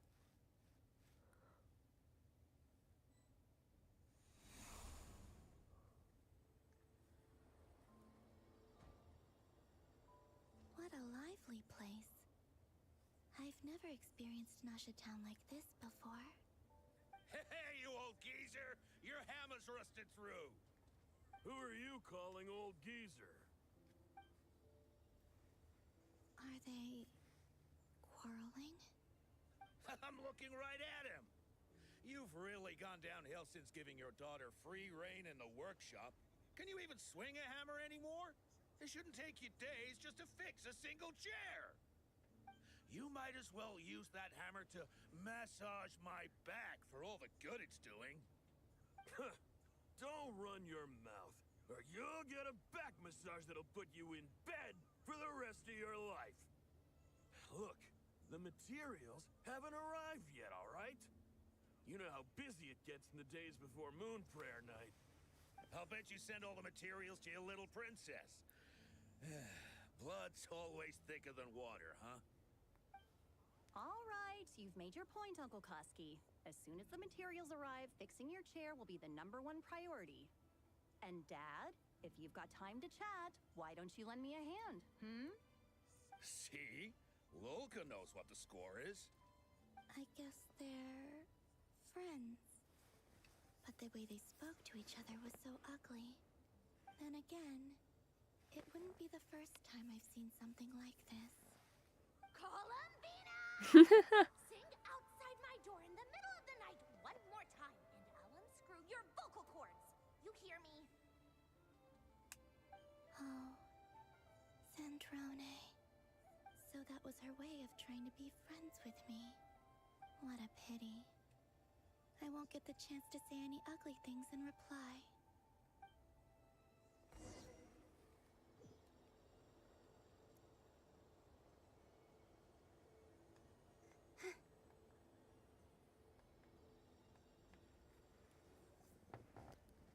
Hey, have you decided what to give her for Moon Prayer Night?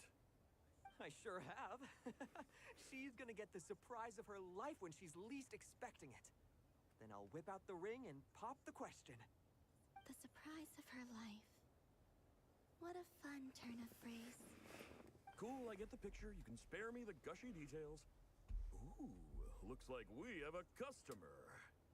Hello there, ma'am. Would you like some Moon Prayer Night candy? Huh?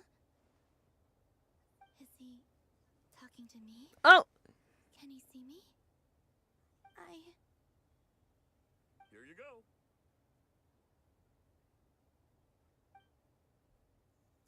Oh.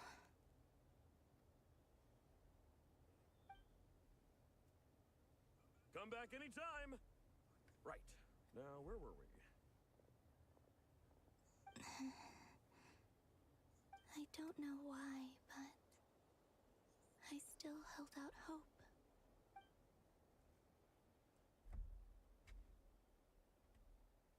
The most important thing right now is to find that mage. This name thing seems super important too, but where do we even start looking? I'd better go pay the Fatui a visit.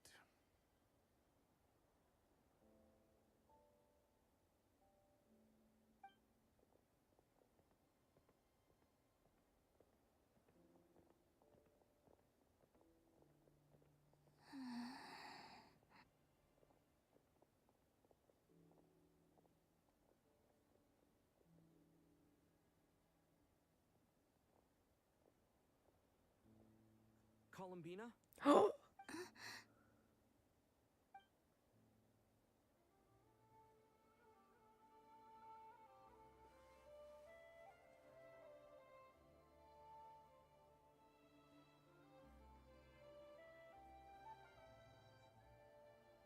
Traveler? Let's go! This is no time to be spacing out!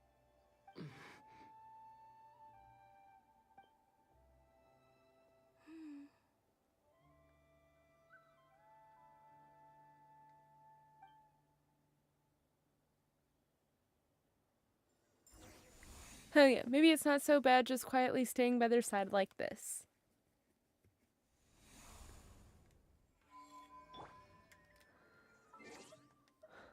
Okay, I've been meaning to do this. Sorry, Arlie. But I want to get friendship levels. Leave it to me.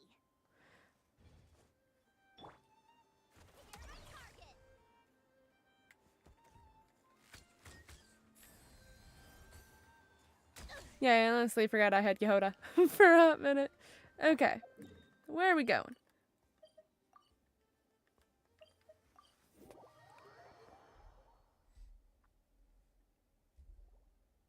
Where are they going? They mentioned a mage and a name? So, Mr. Varka, are you acquainted with this Nicole? Or should I call her Mage N? Ah, not really. We've never met, though she has come up in conversation. From what I've gathered, Alice kind of took Nicole under her wing. Taught her how to speak in a more ladylike fashion, that kind of thing. Huh. Hard to imagine Alice as an etiquette coach. Yeah, Alice is a larger-than-life personality, I'll give you that. But then again, that's why she's able to draw such an eclectic mix of people into her inner circle. If I remember correctly, being an interesting person is actually one of her main entry requirements. So, if you ever wanted to join the Hexen Circle, I'm sure you'd both be eligible to apply. Hey! Don't go around making promises on Alice's behalf. I wouldn't dare. I'm just trying to paint a picture of the Hexen Circle for you. Okay, sure. Anyway, since none of us have ever met Nicole, how are we supposed to find her? We can't just go up to every woman in sight and ask, "Hey, are you Nicole?" Maybe something she's wearing will give it away? Like, a wind bloom pinned to her chest or something. Wait a minute. Alice never said Nicole was from Mondstadt. Oh, true. What about a tea set? I recall that each mage has their own cup. That would be this young lady, then?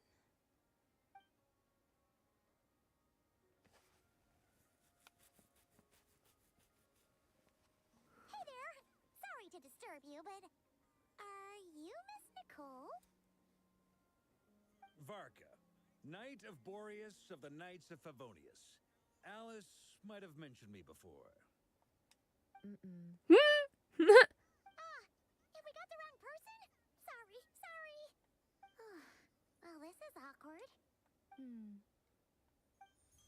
When I shook my head, I meant, no, Alice hasn't mentioned you before. Huh? Where is this voice coming from? My apologies. For certain reasons, I am unable to speak. This is the only way I can communicate with you. It might take some getting used to, but I hope you can understand. Hey, it's fine. I'm more shocked by the fact that Alice never speaks about me. As for you two, we have crossed paths twice before, but it is nonetheless a pleasure to finally meet you.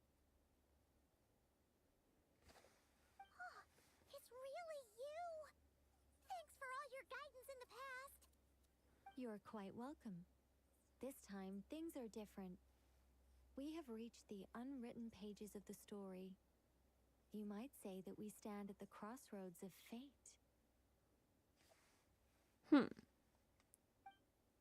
Now then, allow me to formally introduce myself. My name is... Nicole. No, stop! Alice! I can't believe it! I had a whole speech prepared. I'd agonized over every single word. She always picks the worst moments to ruin other people's plans. I'm so sorry about that. Alice took the liberty of devising some bespoke self-introduction magic for each member of the Hexen Circle. But I could have sworn I deleted all of the triggering conditions for it.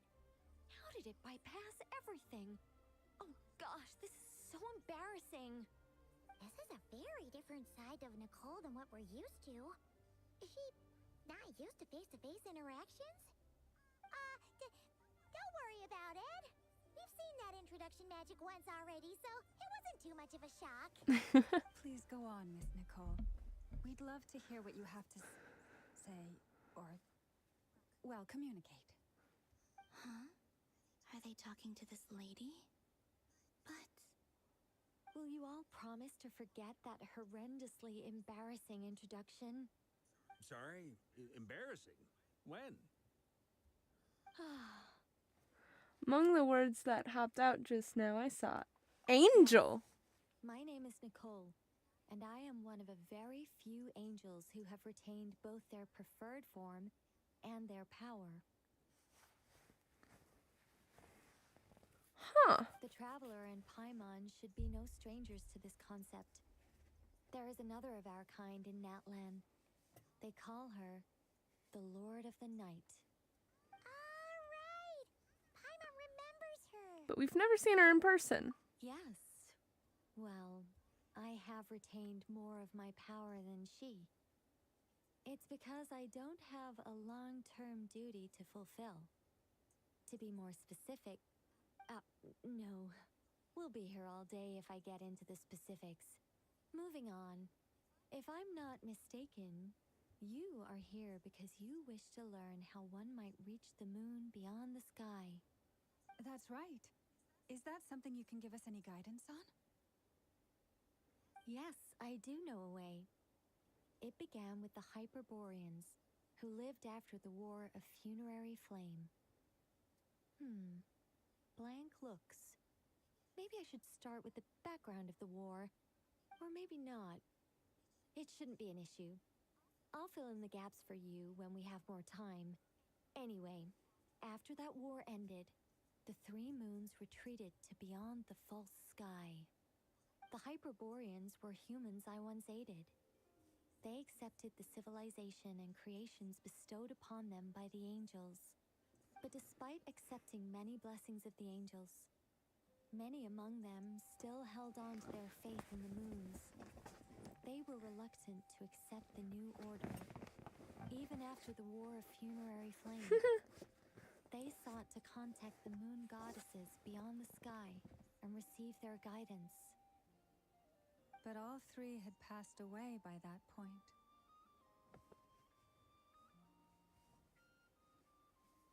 This mage has a unique method of communicating. Is she talking about the moons? Yes, but they did not know. And so, still they prayed for the moon goddess's mercy. After building titanic structures that consumed vast amounts of Kuvaki, at last they glimpsed the moons and heard their voices. But of course, they were gravely disappointed. For it was then that they realized the three moon goddesses were dead. Oh, that's such a sad story. It is. Humanity was in a very sorry state at that time. The angels who had once aided them were gone, and the War of Funerary Flames had left them homeless and destitute. Just a second, I gotta ask. How relevant is all this history to the task at hand? Well, I mean, it's...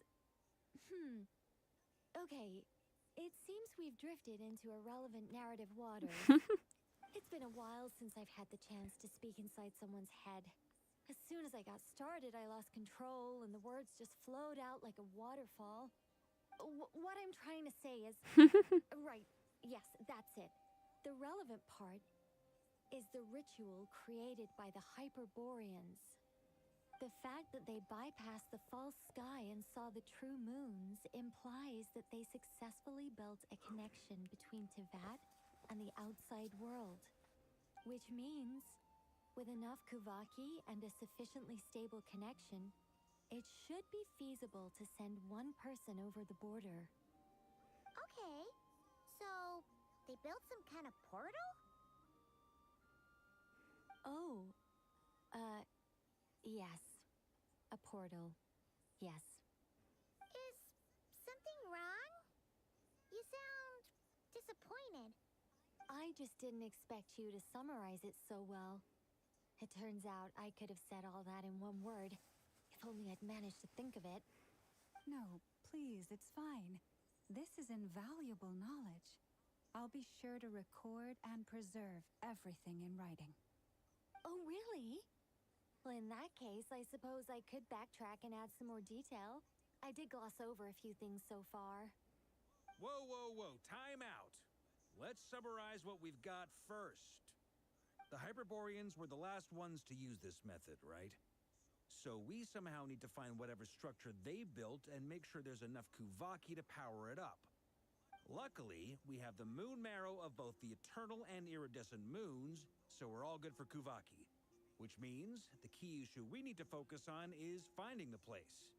Am I right so far? Yes. Although, I expect the structure is long gone by now. That said, what if we could take advantage of the phantoms to travel back to a time when it still existed? Well, travel back isn't quite accurate. It's more like we'd be creating a handshake between 2 points in space-time. We wouldn't even have to pick a time when it still existed. It could just be a time when it still appeared in phantom form via projection, or we could project our own phantoms, fold them together, You look lost. Was that too hard to follow?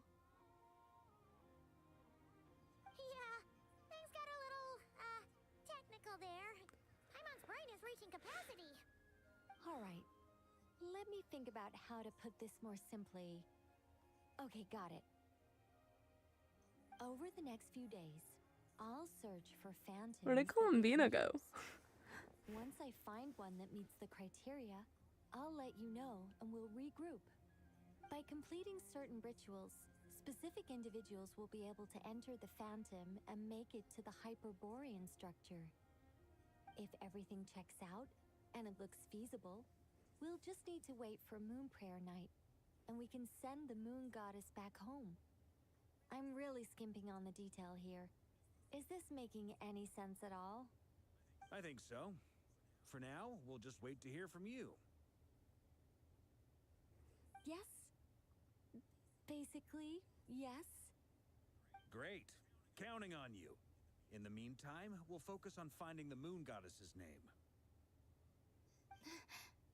My name? Are they looking for a way to stop me from disappearing? Excuse me, Miss... Go on, Miss Nicole. This conversation was a little all over the place. I didn't catch your name. I am Lauma, of the Frost Moon Scions. Ah, I did wonder. I noticed that you listened very intently when I spoke about Hyperborea and the moon's history. If you'd be interested, I'd love to visit you this evening and go through it again in greater detail. Also, if you were serious about making a record, it would be too risky to simply write down the raw details as is. I would suggest some tweaks. Maybe rewrite the stories as fairy tales or fables, perhaps even prayers. Anyway, we can cross that bridge when we come to it. So, see you later then? Oh, and no need to prepare anything. Just a cup of tea will do. See ya! She seems friendly. It's just... It's so nice to find someone who's actually willing to listen. I've been dying for a chance to finally go through all this systematically from start to finish. Any longer and I'd probably start forgetting it. Now Paimon gets why Alice told us to mind our heads. What did I tell you? A lot of quirky people in Alice's orbit. Now then, the next order of business is, where do we start looking for the moon goddess's name? Maybe the rest of what Nicole has to say might give us some clues. Once I've heard her out, I'll summarize the salient points and share them with you all. I'm also inclined to review our other documents. Yes, our faith was first established by our Hyperborean ancestors, but many of the more factually accurate records are from after Kuthar's birth. I have a hunch that the Fatui might know something too. Sounds like we're gonna follow Columbina's journey through Duvat, huh? In that case, we'll start by heading to the Frost Moon Enclave. Sounds like a plan. Take this with you. I'll see about getting in touch with the Fatui. It'll probably just be Arlecchino and Sandroni again. They're the only ones who would want to help. Thank you, Mr. Varka. Don't mention it. Honestly, I'm more comfortable dealing with the Fatui than prying into the details of a young lady's childhood. Catch you later. I should follow them, just in case there's some way that I can help.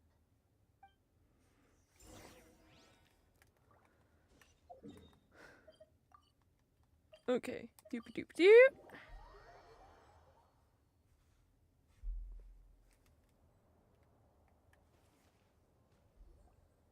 A while ago, I took the time to organize all documents in our possession that pertain to Kuthar. What you see here is the material I consider reliable. You're saying there's unreliable material too? Yes. Most of the information we have was transmitted through an oral tradition. Inevitably, some of her stories were mythologized and deified over the years through countless retellings. That's why I organized them into reliable and unreliable. There's no sense seeking answers in history unless we can ensure the veracity of the historical record. Makes sense. All right, let's take a look through. Clear and concise would be one way to describe the writing style of these historical records, but you could just as easily describe them as terse, and dry. Terse? And since Lemma already knows the material like the back of her hand, the quest to find any new information in these texts is tough going. Almost all these records refer to Kutar instead of Columbina. Although neither of those is her real name. Paimon's not sure what point she's trying to make. What we can gather from these records is that the Frost Moon Scions worshipped her as a god, placing impossible expectations upon her. I cannot fault them for their earnest faith, but for all their devotion, worshipping her day in, day out changed nothing. I imagine that none of it resonated with Columbina. It wouldn't surprise me if, even back then, she had already begun to reject the name Kuthar and everything it represented. Lama speaks the truth. When I heard them call upon Kutar with hope and expectation in their voices, they may as well have been calling upon somebody else. When you were organizing these texts, what criteria did you use? Well, that's a bit complicated. I looked at the level of detail, perceived authenticity, prose style, and how realistic their portrayal of Kuthar seemed to be. Amongst the Frost Moon Scions of today, only I know of her existence, and I alone have spoken to her face to face. As such, I know that there are certain things she simply would never do. That being said, I have sensed some changes in her lately. Changes? Me? Seems like this is getting us nowhere. For what it's worth, why don't we check the unreliable sources too? Sure. Give me a moment.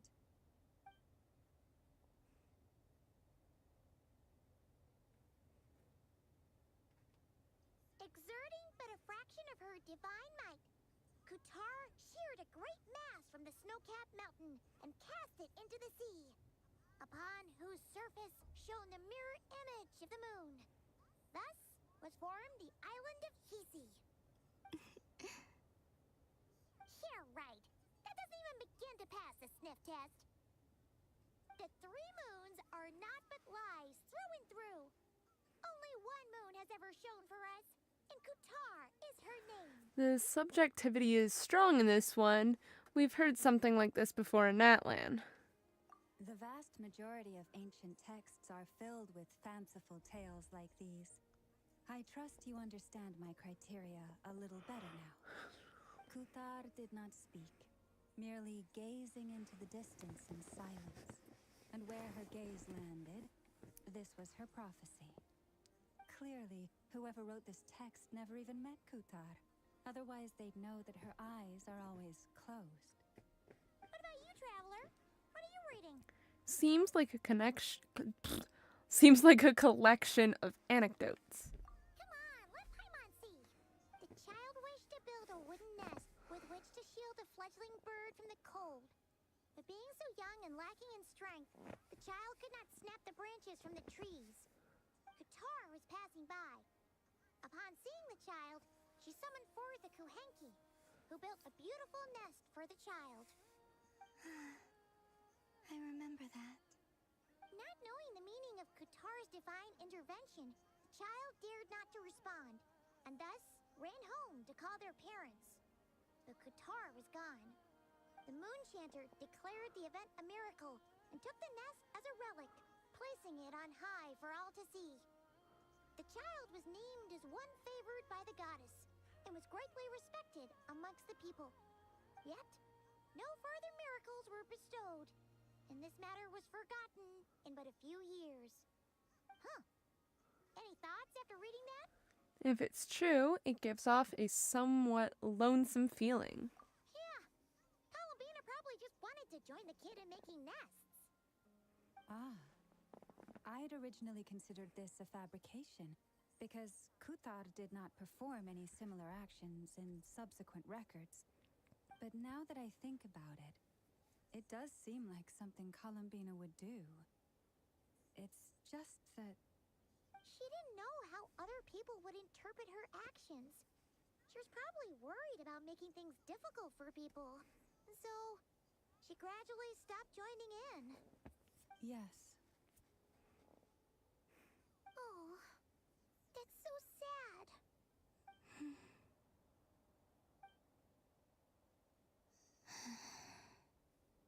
And now, I can make no such gestures of warmth, even if I want to.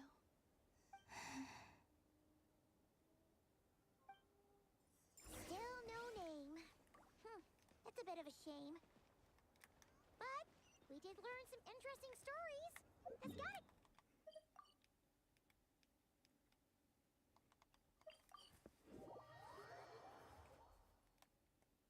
Barca said he was going to set up a meeting with Arlecchino and Sandrone, right? Let's go back to Nash. Yep, already on it. Let's see. There's Barca. Oh, and it's Durin and Albedo too. Talk about coincidences. We meet again. Yeah, this is pretty much the same place we bumped into each other last time.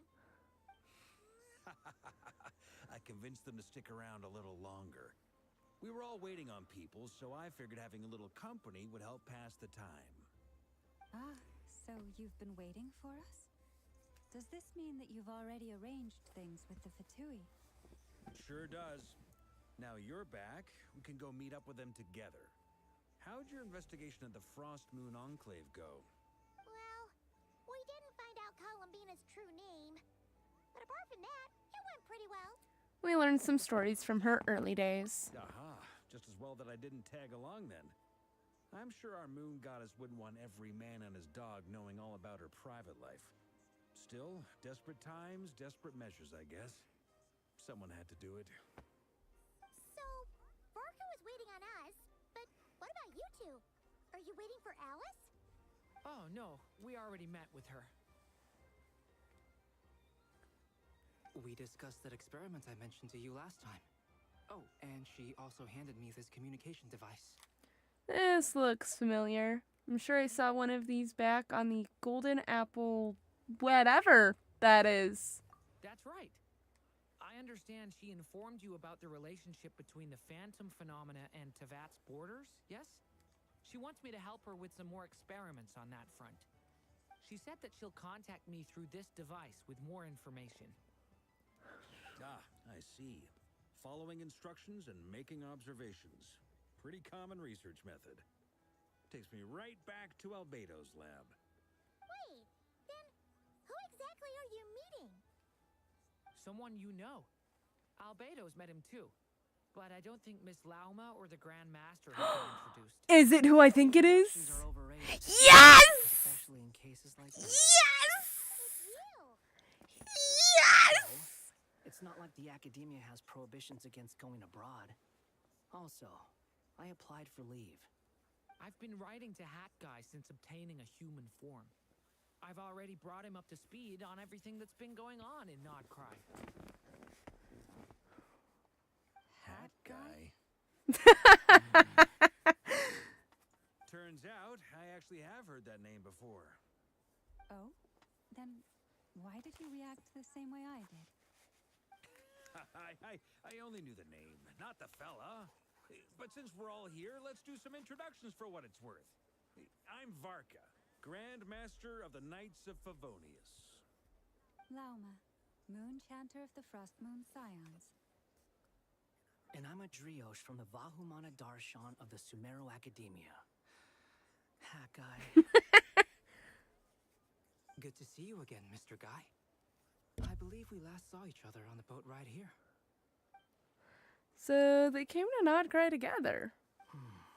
Mind you, the only reason I came here is because there's someone I want to look into. Oh, the doctor. Dottore. It has to be him. The doctor. Yep. Also known as Dottore. Second of the Fatui Harbingers. Just as I thought. From the tone of your voice, it sounds like there's bad blood between you. I was reviewing our archives and noticed that a lot of information about him was missing. Left a bad taste in my mouth. That's all there is to it. Dottore, or Zondique, as he was then known, once studied at the Academia, but he got kicked out before he could graduate. Zondique? I've heard that name before, back in the ruins, and the Ibis King mentioned that student. That was the doctor? So the Harbinger's #2 man is a college dropout? How embarrassing for them. Last we heard, he was planning something. We actually heard that a few times before, even coming to Nodcry. But we haven't seen a trace of him since we got here. Well, he only appears when something interests him. For all we know, he might have left already. But the fact he did something here at all is worth noting. It'll fill a couple extra lines in his file. well, seeing as there's leaks of him being a new weekly boss, yeah, we're not... He's gonna make an appearance pretty soon, I feel like. Why does it sound less like a file you're writing and more like a criminal record? Anyway, we were just about to meet 2 of the other Harbingers. Want to come along? You might learn a thing or two about him there. Sure. Even though they're Harbingers, well, they're old acquaintances of ours, so, you know, when you talk to them, try to be... I got it. The Frost Moon Scions' relations with the Fatui remain tense. Forgive me if I do not attend. In that case, we'll continue assisting Miss Alice with her experiments. Good stuff. Everyone's having a fruitful time. All right, we better get going. I'll lead the way.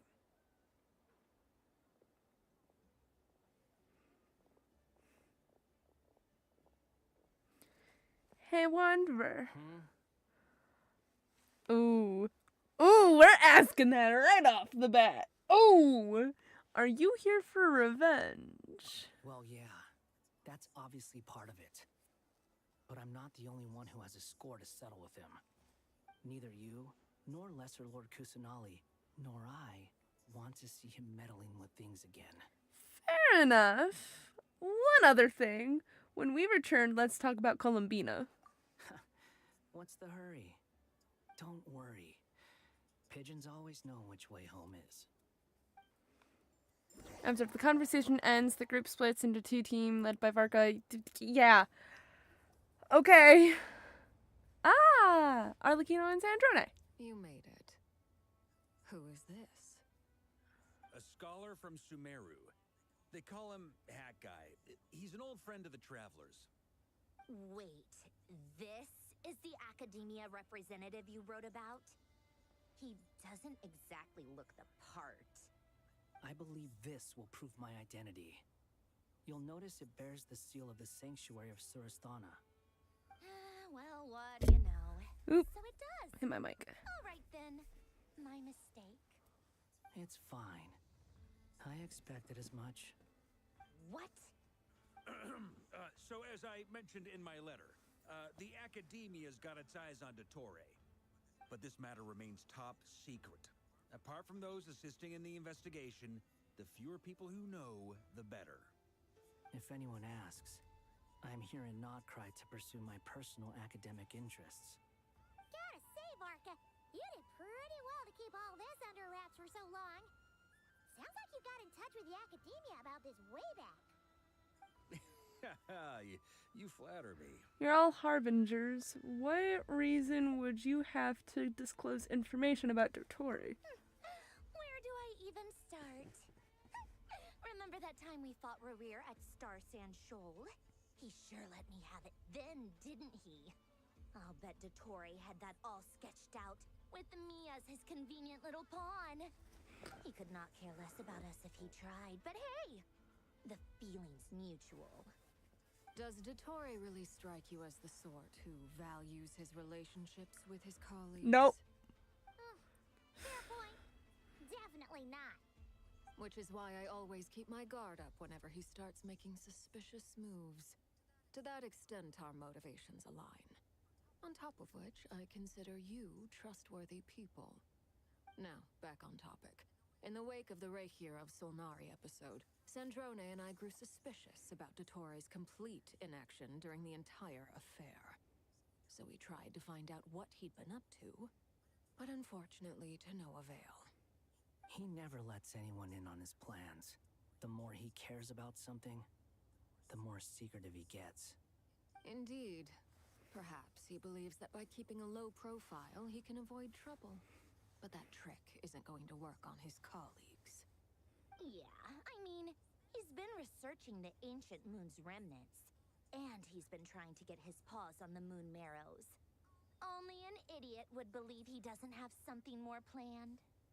With this in mind, I returned to Snezhnaya and relayed my thoughts to Her Majesty the Tsaritsa, entreating her to have him recalled. That's pretty direct. Did the Tsaritsa agree? Yes. I made it abundantly clear that the Fatui's business in Notcry is almost concluded, and we do not need 3 harbingers in this territory. Her Majesty concurred. Accordingly, Dottore has returned at her orders. I imagine he is continuing with experiments, which no one besides he would ever have any interest in. Common sense might mean nothing to him, but he's not stupid. He knows that no good can come from opposing the Tsaritsa. Smarts alone won't get him all the way. He needs the Rooster's resources and Regrator's Mora, both of which the Tsaritsa can strip from him by waggling a finger. But doesn't he have a track record of publicly following orders while going against them in private? He probably has it down to a fine art by now. Wouldn't put it past him.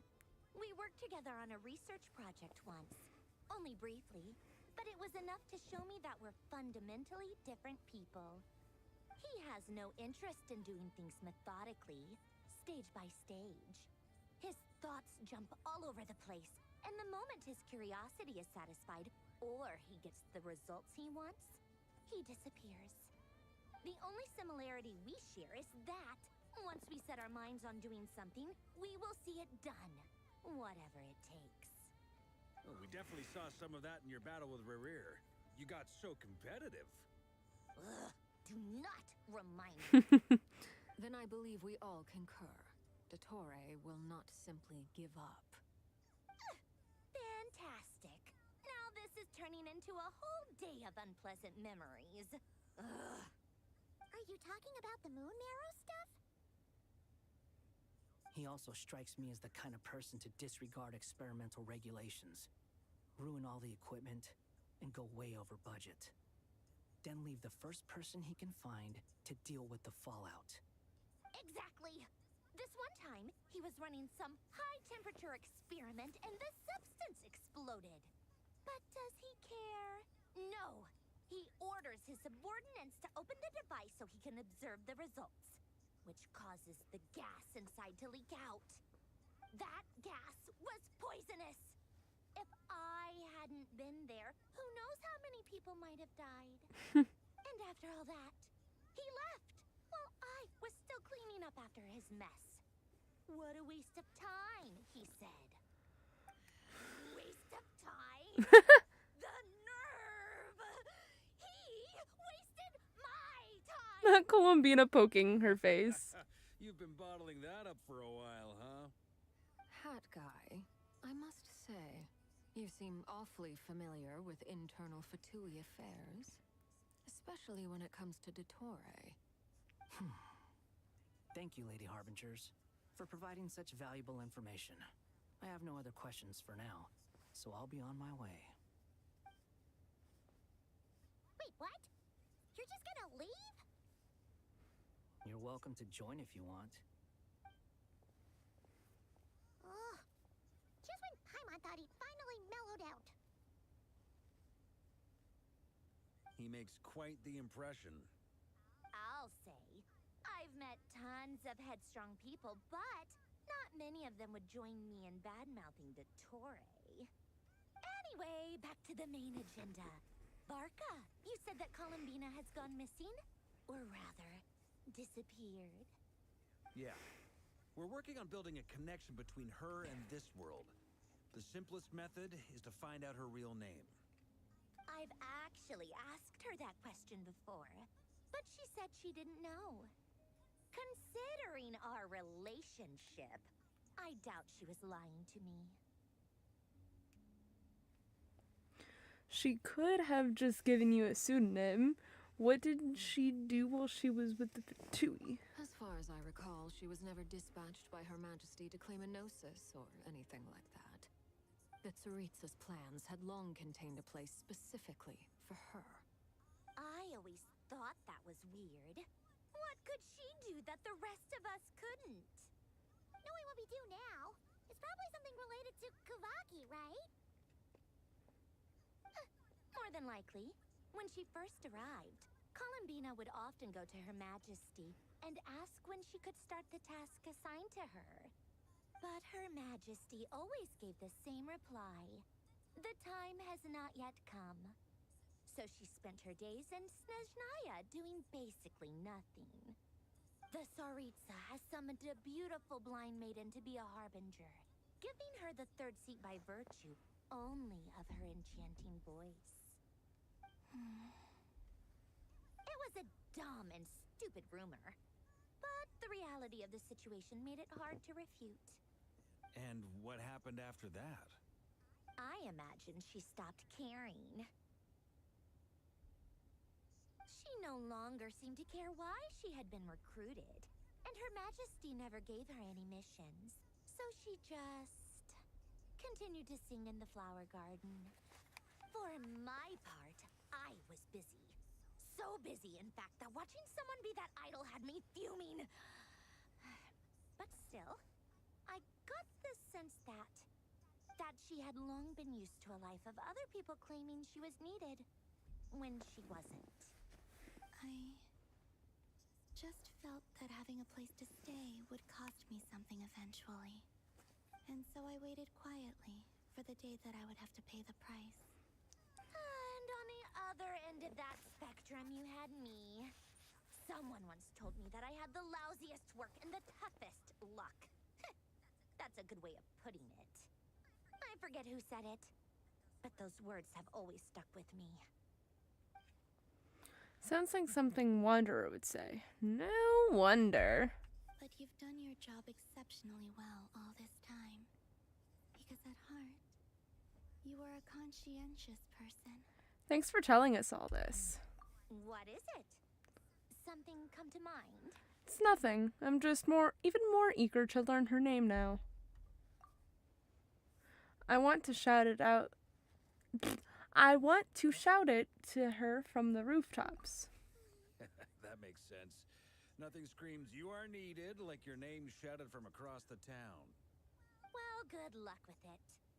But if you ask me, Colambina is still the most shoutable name.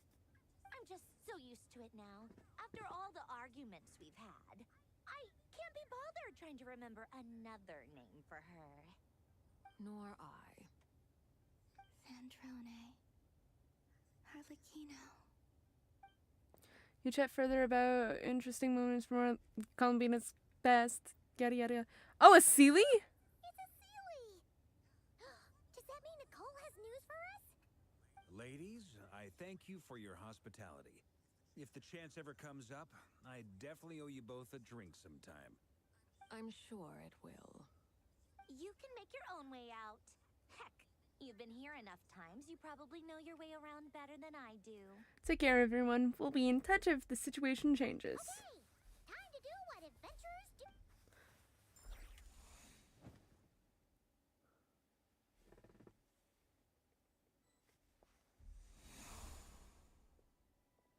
Here you are.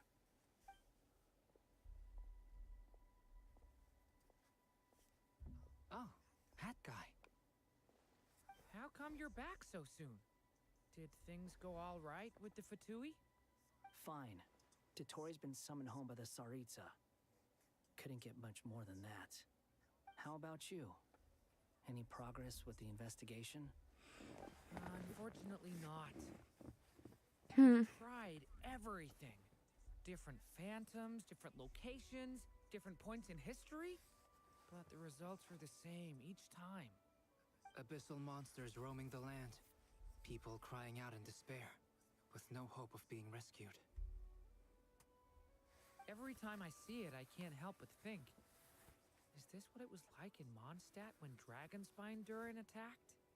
And if I fail in the task I've been given, will I create yet another tragedy?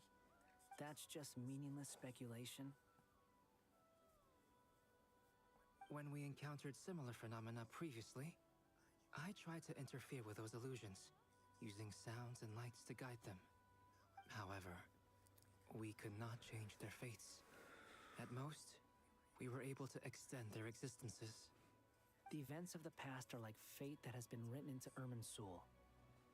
There isn't a living thing in Tevat that can escape its past. But Miss Alice instructed us to try to find ways to change the outcome that these phantoms face. It's an impossible task. Can't you just refuse? Since she asked us to do this, I feel like it can't truly be impossible. Or if it is, well, mages can make the impossible possible. I could not have been born as Durin otherwise. But you also said that your past 39 attempts were fruitless. That's true. But you're still going. Yes.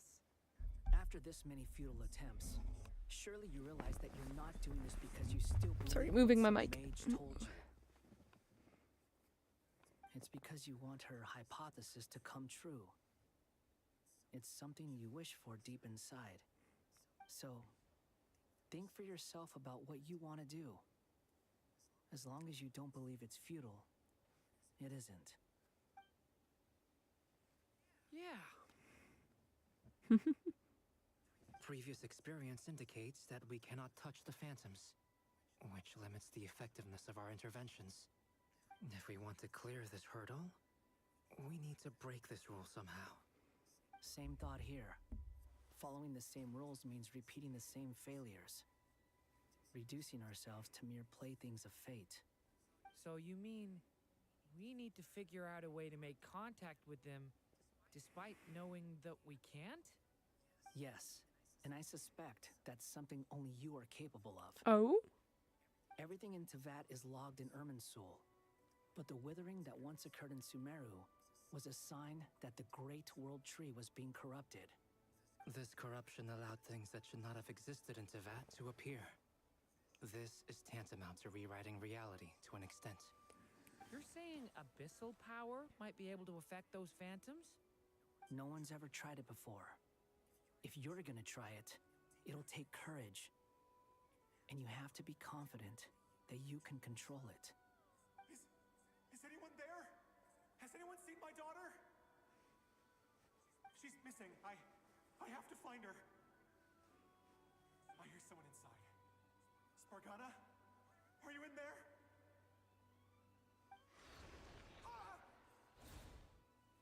If I can use my abyssal powers to warn him that there is danger here, maybe it'll change his decision. Maybe he'll stay away. Yes. The important thing is not the nature of the power, but rather how you use it. To intimidate and obstruct.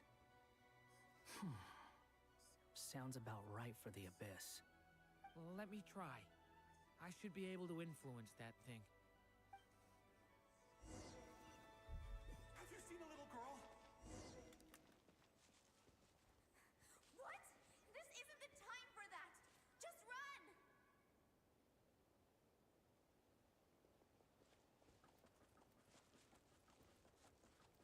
I hear someone inside. Spargana? Are you in there?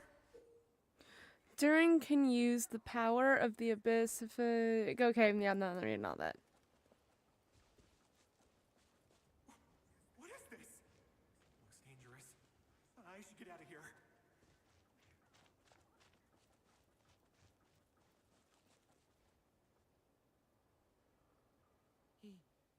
He really left. Ha! We did it! Don't celebrate too soon. Follow him. See what he does next. Monsters approaching from the front. You need to stop them and create an opportunity for him to hide.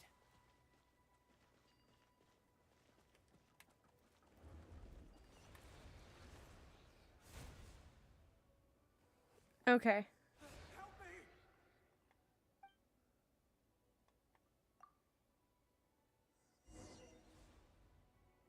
Monsters approaching from the front. You need to stop them and create an opportunity for him to hide.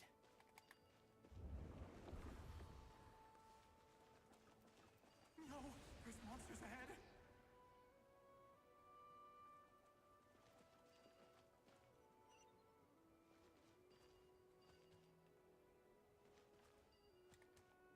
Wait, is that the barrier I saw earlier? Why is it appearing now? It's as if someone's controlling it.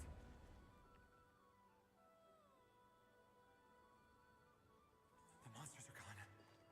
Is it safe?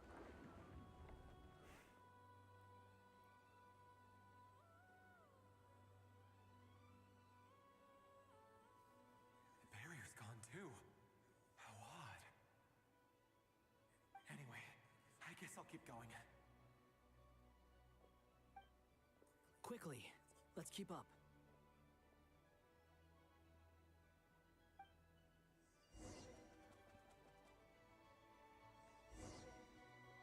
Wait, there was someone else here? Don't go any further. We've got anti-monster traps laid out everywhere. But my daughter must just be up ahead. I have to go. This way's blocked.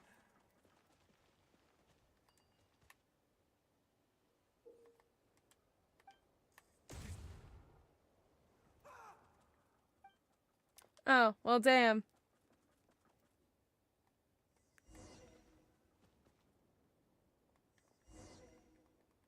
Wait, there was someone else here? Don't go any further. We've got anti-monster traps laid out everywhere. But my daughter must just be up ahead. I have to go. This way's blocked.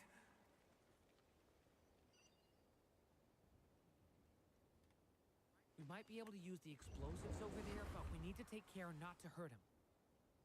I'll use the barrier to keep him at a safe distance. This barrier seems to be helping me somehow. Hey, wake up! Oh, no good. Gotta keep moving ahead.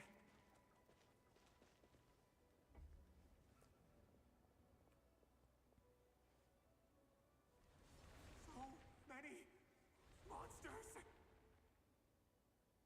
There's still a chance, Durin. Use the traps.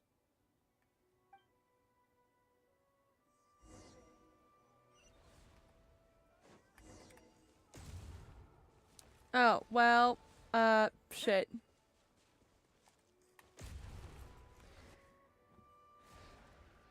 Help me!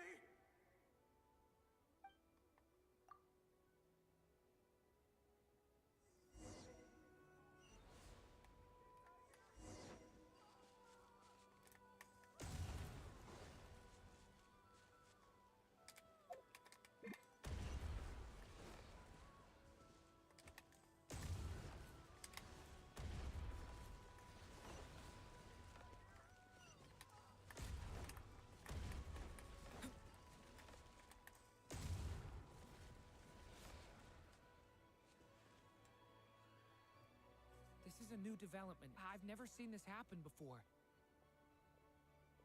We might just be able to save this person.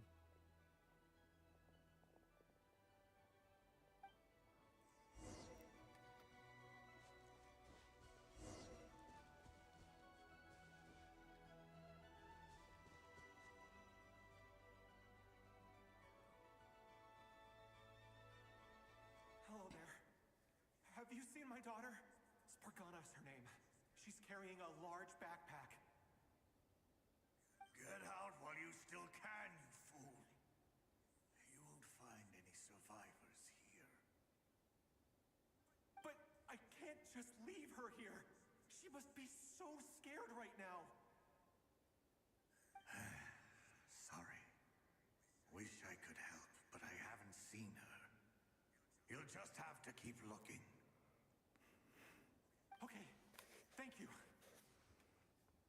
If I do find her, I'll get her to shelter and come back for you. Don't bother. I've got nowhere left to go.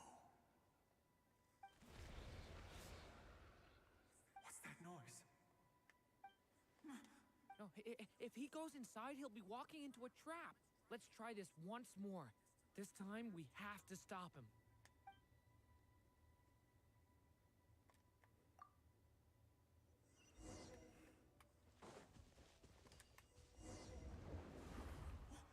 Why? How will I know where Spargana's gone like this? You know what? I'll trust this strange barrier. It's gotten me this far after all.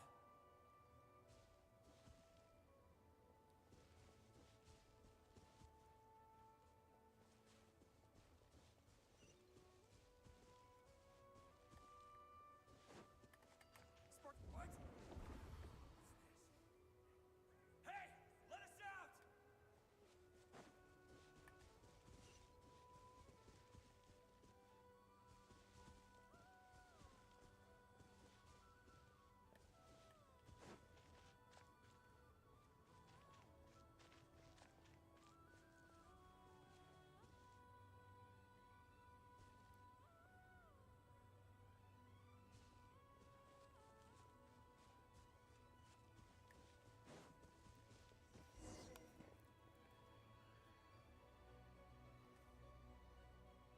Huh? That looks like one of my daughter's books. Thank you. Thank you. Yes, it's one of hers for sure. That's her name on it right there. She left her backpack here.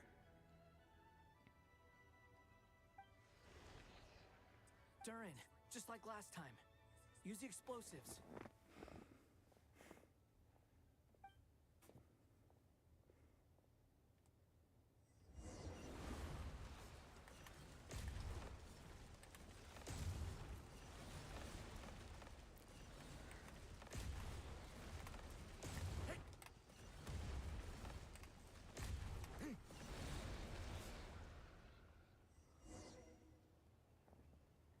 It won't work.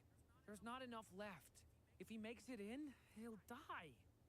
But then, this clue could be the key to him finding his daughter. It might not be the only one. Better he misses that clue than loses his life. I guess so.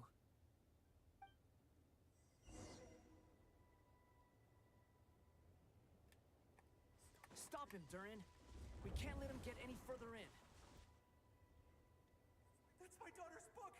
She's passed this way! Why? Why won't you let me go in? I've searched and searched and searched just for this! But how will I find her without any clues?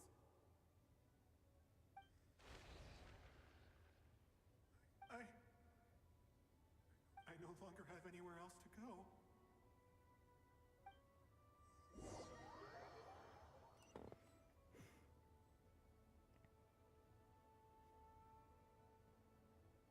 I'm sorry.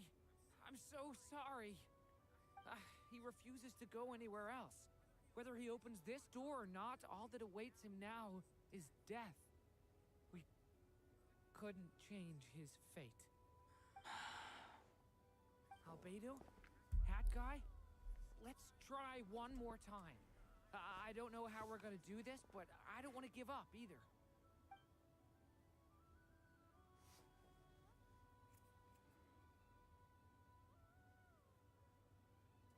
Why am I here? What's going on? All these scenes running through my head. Where are they from? Huh? What's going on? His reactions have changed. How many times have I... What's happening to me? Huh? Wait. Who are you? You can see us now? I feel like I always could, but that I only just realized you were there. I'm sorry, I don't know how to describe what I'm feeling. But you were the ones guiding me using that marked barrier, right? I haven't done anything yet, but those monsters, those deaths, they feel like memories. Like things I really did experience. I won't find my daughter. In fact, I'll ultimately die trying to find her. Isn't that right? Well, no, it isn't. Yes, it is. Even so, we're trying to find a way out of this. You've not seen my daughter either, have you? It seems she really isn't here.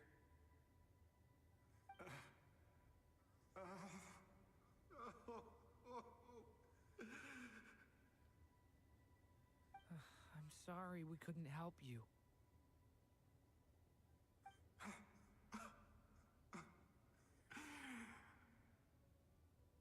I'm just tired.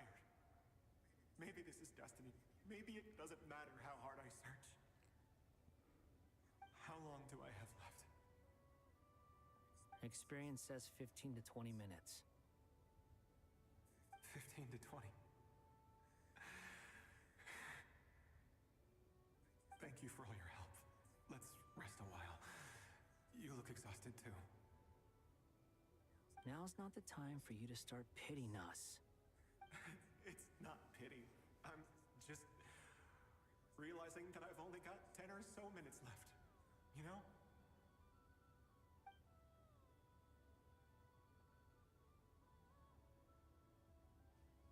You say you're from Mondstadt, yes? A place with windmills, where people enjoy limitless freedom?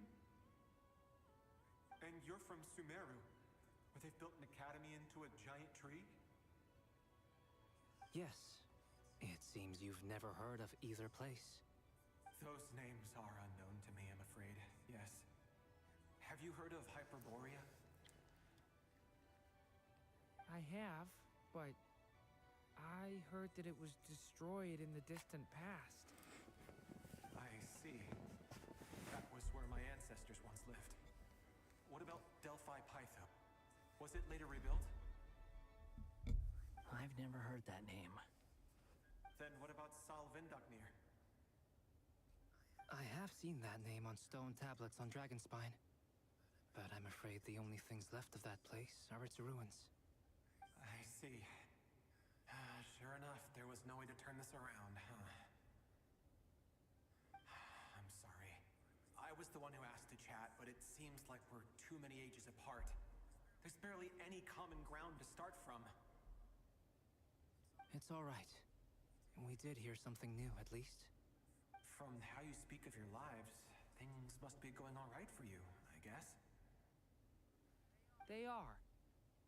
Mondstadt is a place of freedom and happiness. There's a lot of good people in the church and the Knights of Favonius, and even outsiders find that it's an easy place to feel at home. We have festivals a few times a year. Everyone gets together to drink, sing, and be merry. Sumeru is a lot more uptight. Not really the kind of place where you can relax. It's a nation fraught with problems wherever you look.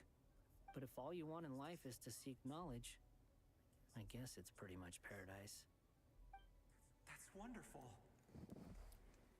In other words, after this all-devouring black tide passed, humanity did not merely avoid extinction, but rose to build prosperous civilizations anew.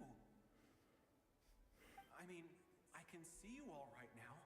That must mean the future isn't a total mess, right? That's true. Well, time's almost up. Let's part ways, I think. Might be best if you don't waste too much time on me. The chances are slim, I know, but I'd like to spend these last few minutes looking for Spargana. If things work out, I'd love to tell her about what I've heard. May we meet again. Well, or not, most probably. In that case, may your wishes come true.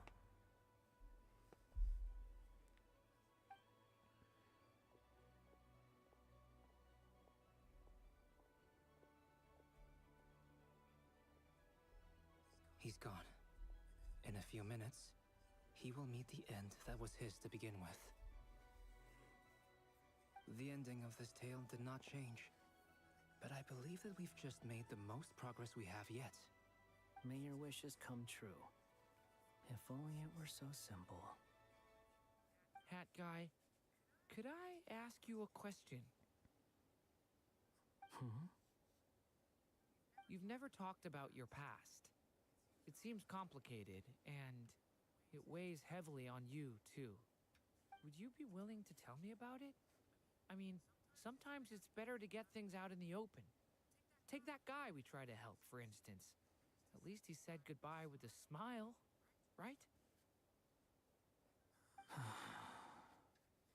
I know about Albedo's past. Our experiences are very similar, and he created me. As for you, you're my first friend, and you've witnessed every step I've taken. But by comparison, I know nothing about you. Either way, I mean, we're still best friends. But if I knew more about you, I might understand your thoughts a bit better. I've told you about myself. I'm a student at the Academia. And what did you do before that? Prepared for the entrance exam? All right. If you really don't want to talk about it, I won't press you any further. I was a puppet built from the branches of a white tree, using technology left behind by the Conrian schools of mechanical engineering. A white tree? You mean an Irminsul tree? Yes. A branch of Irminsul that was once connected to the main tree. So you had a human creator too? Yeah. But my creator abandoned me after deciding that I was a failure. After that,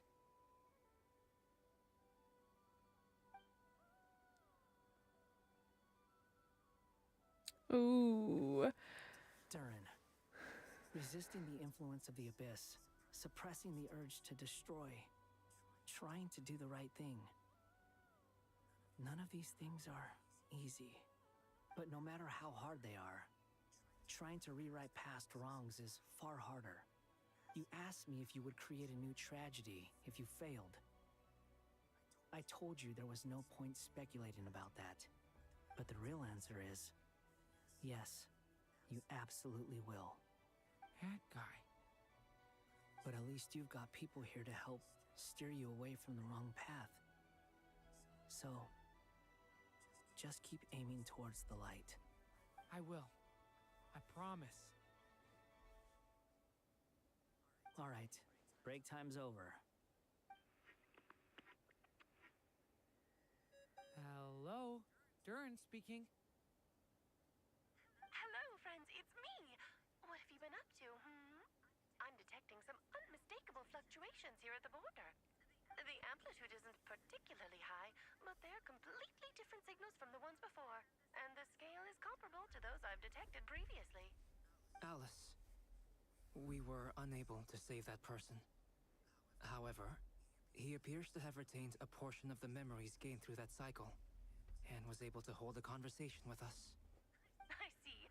Well, that is rather odd indeed. It definitely merits further attention. Could I trouble you to keep trying the same approach? I need to gather some more data. Counting on you. I should probably have Nicole come and check this out as well. Woo! Act, what is that, 5? Complete? Holy moly. There you are. I was worried you might stop to collect treasure chests opened by the Seelie along the way. It would have taken you so much longer to get here. Another conversation I cannot hear. I am delighted to see that you understand what takes priority, and that your adventurer's instinct has not swayed your resolve. Really, I must applaud you for it. You should know. Paimon's head. Okay, I'll try and keep it short. My senses are telling me that this is where we shall find the entrance to the ruins. Oh, cool! Well, what are we waiting for? Let's open it up and see! Patience. This was a sanctuary of great importance to the Hyperboreans. A special process is required to open the gate. Oh! Like the place that housed the Eternal Moon's Marrow? Seems like the ancients were very fond of making tricky gate puzzles. Okay, so what's the plan? Need us to do anything? And just the short version, if you can. All right then. I was planning to start with some background on the invention of these techniques. Are you sure you don't want to hear it? It's quite informative. Remember what you were saying about priorities? Fine. Simply put, we need 3 human representatives to successfully undergo a process of Kuvaki resonance. Think of it as a test from the 3 moon goddesses to see if the entrants are qualified, with the most recognizable qualification being Kuvaki. Pretty sure Lauma would ace that test. Oh, wait. We need 3 people. I also have no doubt that the Moon Chanter would be qualified. But we would need 2 other people with the same constitution. Therefore, the most feasible method is not so much to follow the rules, but to figure out how the test functions and find a workaround. I've done some research, and it turns out the mechanism is rather crude. We'll simply need humans to stand before it who have sufficient Kuvaki energy within them. I'm with you so far. How do we get the Kuvaki in them? The easiest way would be transfusion. Take some Kuvaki from Nodcry's soil, put it into the bloodstream, and get it circulating in the body. So we're going to cheat on the test? Precisely. There are other methods, but this is the simplest one. Cheating the system is much easier than trying to hide from it. Huh? Sorry? Does the idea of cheating upset you, Miss Lauma? No, that's not it. I suddenly had an idea. Oh, what is it? It's about Moon Prayer Night. I figured out a way for Kuthar to join in the festivities. Huh? But as Paimon said, we need to have our priorities straight. Let's get back to the test. I'll follow up with Nefer on the festival arrangements. Oh, okay. Anyway, is this really the best method we have? A Kuvaki transfusion sounds dangerous, no matter how you slice it.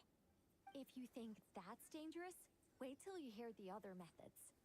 I'd be more than happy to go through them if you'd like. There are several. No need, we're good. Let's go with this one. Very well. Kuvaki transfusion it is. Now, I should mention that the risks can be greater or lower depending on individual compatibility. It would be rash to simply infuse the Kuvaki and hope for the best.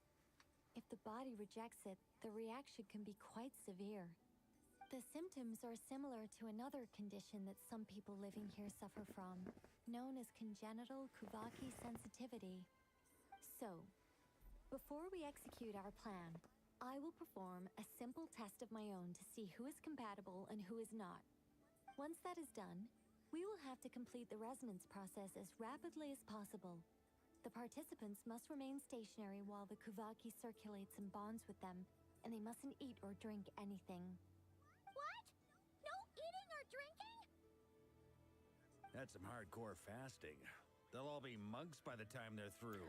How long will they have to keep that up? 3 days. 3? Oh, that's so long! And we still need to find 2 more people who are not just compatible, but also willing to volunteer. Fasting? What are they talking about? I'm willing to volunteer. Don't you want to think this through? Haha, count me in too. 3 days without food?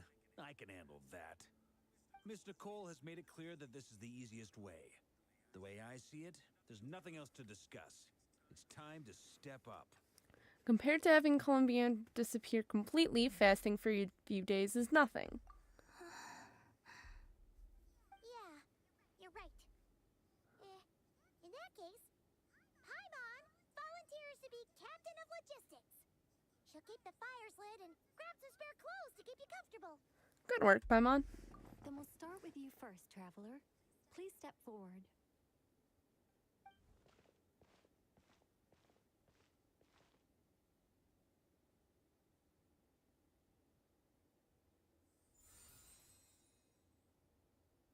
How's it going?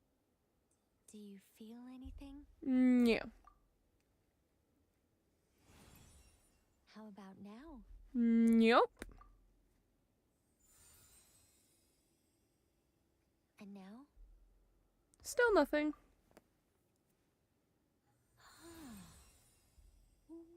What about now? Nothing at all. It's not a competition, you know. All right, I'm officially impressed. Even as a descender, you can withstand far more than I imagined. It's like I summoned a giant stone titan to arm wrestle you, and your arm hasn't even moved an inch. In my last attempt, I infused 5 times the amount of Kuvaki required. That much? Yes. Safe to say, compatibility won't be an issue for you. You're eligible to join. Dang. You're next, Mr. Barca. Sure, here goes nothing. All right. I'll start where we left off. 5 times the required Kuvaki dose. Whoa, whoa, whoa. hey, wait a minute. How's it going? Not great. I kind of want to puke. Feels like I've been drinking too much. A few bottles of wine, then a big stein of Dark Horse. Some hard liquor from Liyue mixed in. You think this is funny? I just lost to a young lady in an arm wrestling contest. I'm never gonna live that down. My apologies. I'll lower the concentration and try again.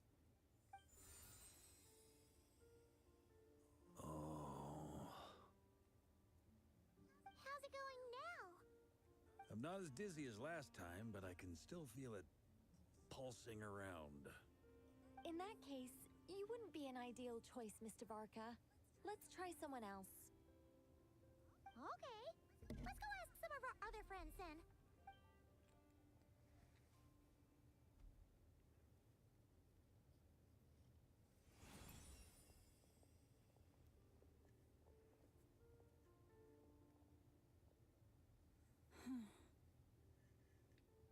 No surprises here, Miss Moonchanter. You're perfectly compatible. You may join.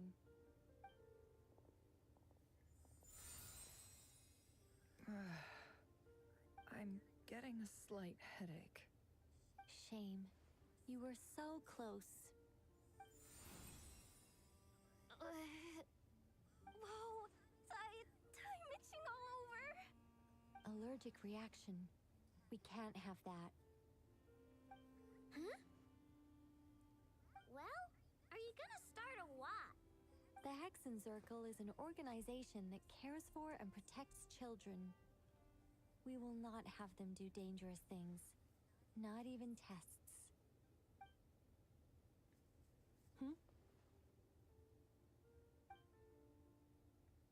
Is something the matter? The candidates have to be human. I guess that rules me out too. Huh. Everyone except the Moonchanter got beaten. Guess I don't need to feel so bad after all. I mean, looks like this isn't gonna be as easy as we thought. Perhaps I could ask for volunteers among the Frost Moon Scions. I'll see about talking to some trusted Lightkeeper colleagues. Itlua springs to mind.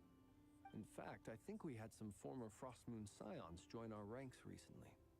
Can you give me the scientific explanation for how the test works? I can probably make some kind of test bot. Then we can just zip through Nasha Town, going up to people and pressing a button to check their status. Wouldn't that be way easier? No. Wow! No elaboration for once. How about I contact the Knights of Favonia's garrison in the Wave Chaser plane? Shame that Lohan's already left. And that guy's even tougher than I am. Strange. The moon goddess is clearly revered by many people. So why is she on the brink of disappearing? She mentioned that the world has rejected her from the very beginning. And when we fought the Rakier of Solnari, it seemed like she exhausted her power for our sake. Also, Paimon's not sure revered is the right word for how people feel about her. Gratitude, certainly. For my part, anyway. It's basic reciprocity. She helped us, so she deserves our help in return.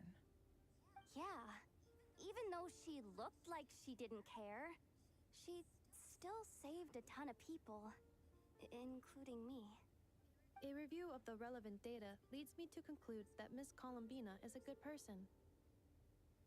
Yep, you bet! They really think so?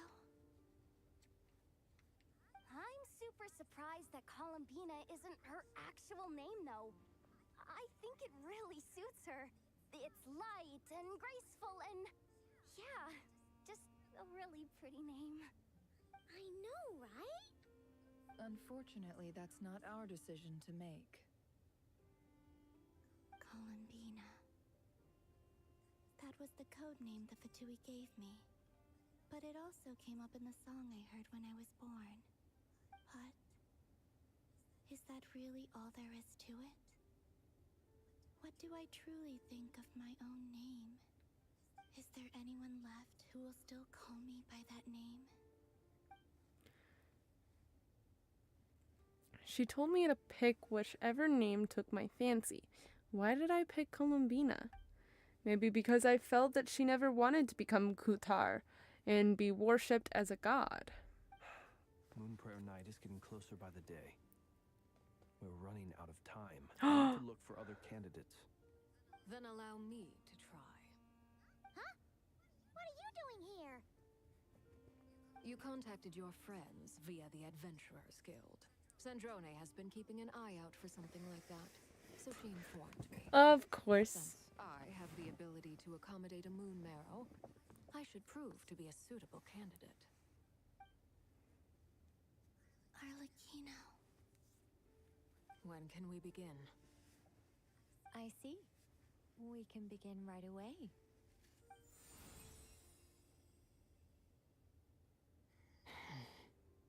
How was it? Did you feel any discomfort? Not at all. Then it seems we shan't need to look for additional candidates after all. Great! Cool. All right, like Paimon said, the rest of us can take turns making sure the three of them stay warm and comfy. Then, my job is to take care of the caretakers. I will ensure everyone receives food and accommodation. Let's do this. No time to waste. I'm ready as well.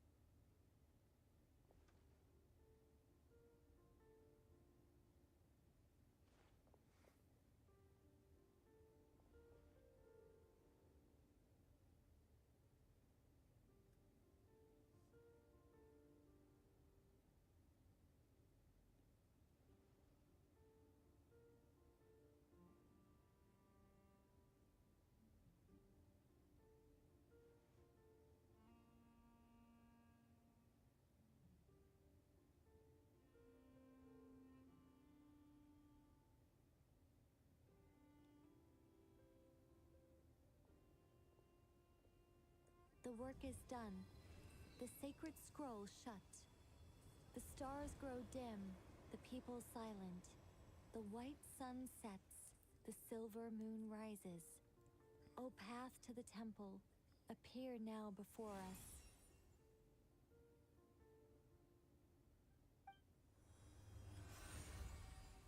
Wow! It really opened! So that's what all this is about. They've been trying to open this gate. Come, let us enter. Wait. It might be best to eat something first. Take care to chew properly and swallow slowly. It will give your body time to readjust to the digestion process. They will head in soon. They will need to enter this gate.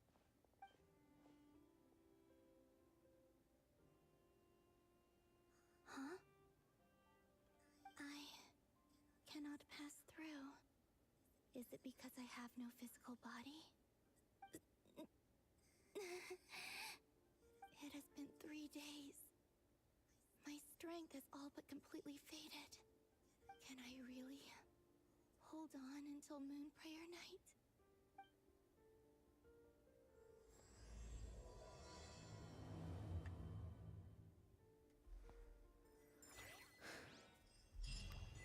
Holy moly. We got a free wish out of it. Let's go.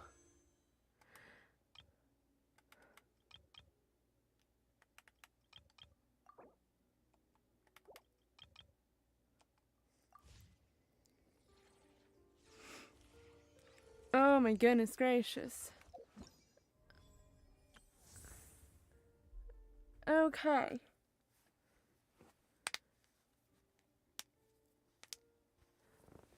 We're gonna move on to Durin's story quest.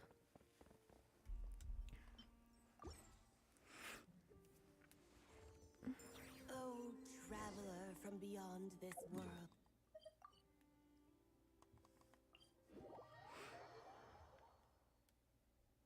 Alice? You recognized me just like that? Maybe I need to work on my impression. Anywho, come to Star Sand Shoal. There's a little something I'd like your help with. Well, it wouldn't be Clay's mom without a hefty Durin's path. Okay, so the whole Simulanka thing and the Windbloom Festival.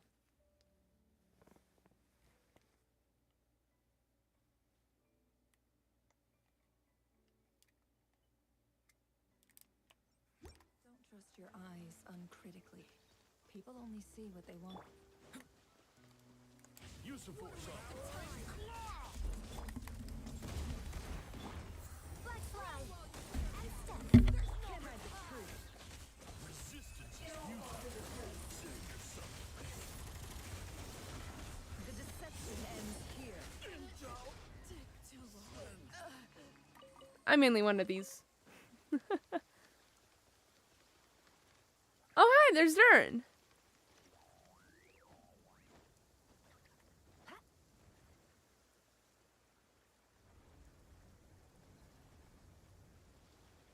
Oh, it's Durin.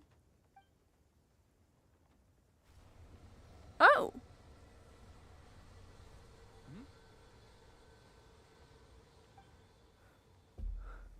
Traveler in Paimon? Huh. I'm sorry. I hope I didn't scare you.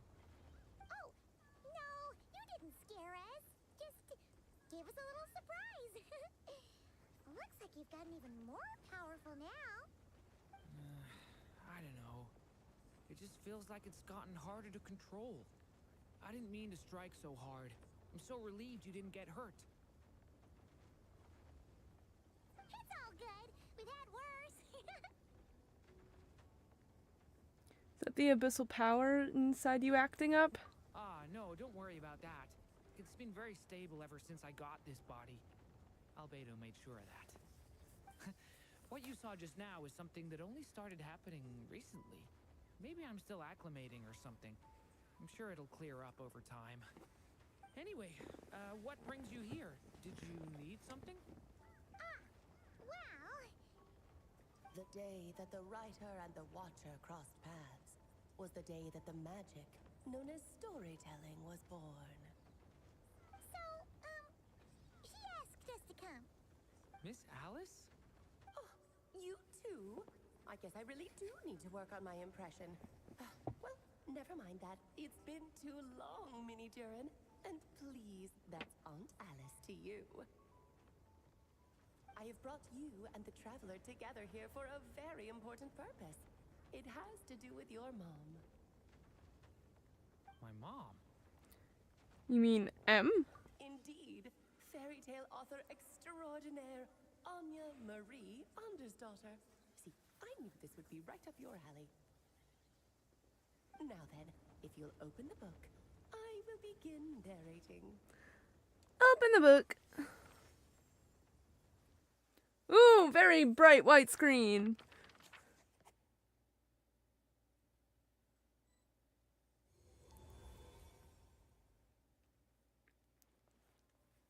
Whoa! What is this place? It reminds Paimon of Simulanka. The two are indeed similar. Both worlds were built using the same magic, after all.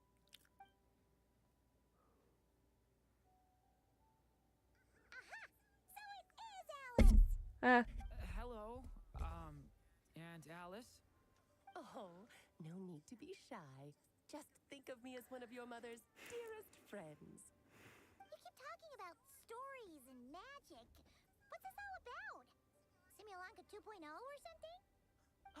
Certainly not. Simulanka was a peerless masterpiece. Without the original author, it would be impossible to create a sequel, even for me. But you are right about one thing. Just like last time, I want to show you a work of magic that has to do with storytelling. What's this? It's the book we just saw. This is your mother's dying wish. My mother's dying wish was a book? Let me answer that with a question. What do you suppose would be a writer's greatest regret? Have you ever read a book called The Little Witch and the Undying Fire? Oh, that's because it was the work of more than one person. It began as a little game at our tea parties. Each of us took turns writing the next part of the story. I wrote the first volume, then the other mages took their turns. M was tasked with writing the final volume and tying everything up. But by the time everyone had finished writing their parts, M had passed away. Oh, it was a terrible shame. A true tragedy. And that is the answer to my question. A writer's greatest regret is to leave a story unfinished. That makes sense. But all is not lost. I couldn't stand the doom and gloom of it all, so I went ahead and wrote an ending myself on her behalf. Then what's this book? This is the answer your mother gave to the same question. In her eyes, this was her greatest regret. She made me promise that I would bring it to you because she believed the only person who could resolve this regret is you. So my mother's greatest regret is another unfinished story? You could say that. And I guess resolving the regret means finishing the story? That's one way to put it. Oh, is a straight answer too much to ask for? Her answer was quite the opposite of what I'd expected. But oh, how touching it was. I'd love to tell you what she said, I really would.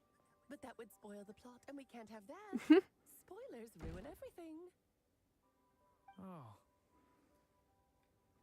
Just think of this task as giving a story a much-needed ending. All I ask is that you do your best. I understand. But I only just started learning human script, and I don't have any writing experience at all. Relax. Why else do you think your dear aunt went and found you two such wonderful helpers? With their experience, you'll have so many story ideas you won't know what to do with them. So don't be shy to ask lots of questions. So that's why we're here. Well, I'm happy to help. Yeah. If it's to help Durin fulfill his mother's dying wish, then we're in. Aunt Alice, could I ask, what kind of story was my mother hoping to write? I had a feeling this might come up, but that answer isn't mine to give. You'll have to find it yourself, here inside this book. Don't worry. We'll help you come up with loads of ideas. Yeah, let's find a nice spot where we can settle in and read through this thing. We could even get some snacks, too. The actual process might not be quite the walk in the park you're imagining, Paimon. Why's that? Because when Em created this book, she borrowed my magic. In other words, it's not a book you can just pick up and read. It's a magical book. Its chapters are scattered through memories of the past. Gather them all, and the book will show you its secrets. So, where are we supposed to find these memories? Em left a trail of clues for each unfinished chapter. Follow the hints, and you'll find them. Oh, and when it comes to adding to the story yourselves, you'll need to use this.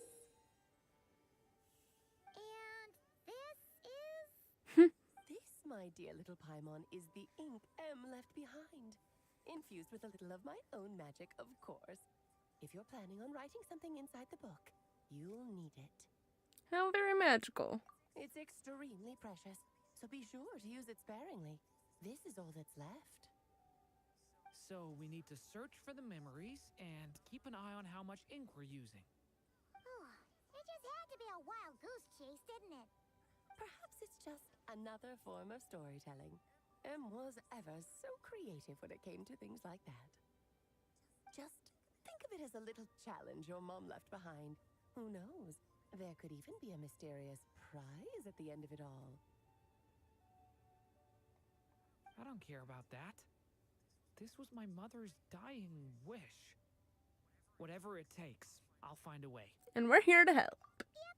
With the two of us by your side, you'll be just fine. Okie dokie. That should be pretty much all you need to know. Oh, and once the story's complete, do let me have a little look-see, okay? I've read everything she ever wrote, so naturally, I can't miss this one. How will we find you? Yeah. Most of the time, you're pretty hard to pin down. Don't worry, I'll know when you're finished. Just wait for me to reach out. All right, off you go. I can't wait to hear how the story ends. Ooh, again, very white screen. Goddamn. Ugh.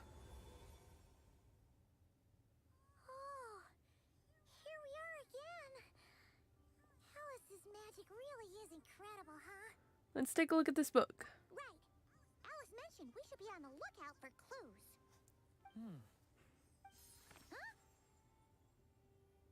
A corner of repose for countless tales, watched over by the honor of knights. A place for stories to sleep, perchance to dream of ancient cities and the epics of ages past. There, a witch once spent a sleepless night, and all to bring forth a story yet untold. Find the place I speak of, for it is where the seeds of this story lie. Was that a riddle? Where do you think this mysterious place could be? Obviously, it's the Mondstadt Library. You might actually be onto something. Guess that means we need to head back to Mondstadt? I had a feeling that's where we would be headed. After all, it's where my mother was from, and I bet it's where she wrote this story, too. Yeah, that makes sense. Still, I feel bad about dragging the two of you along on such a long journey. Don't worry about it. We don't really have much going on right now, so we're all yours. Come on, let's go! Woo!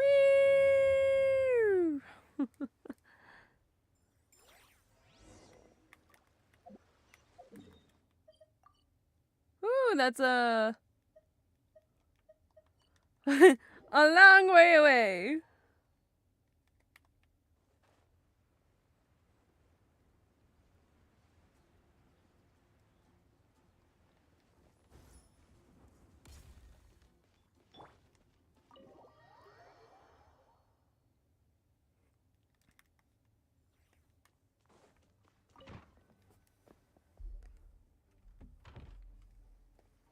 Back in the Mondstadt Library, huh?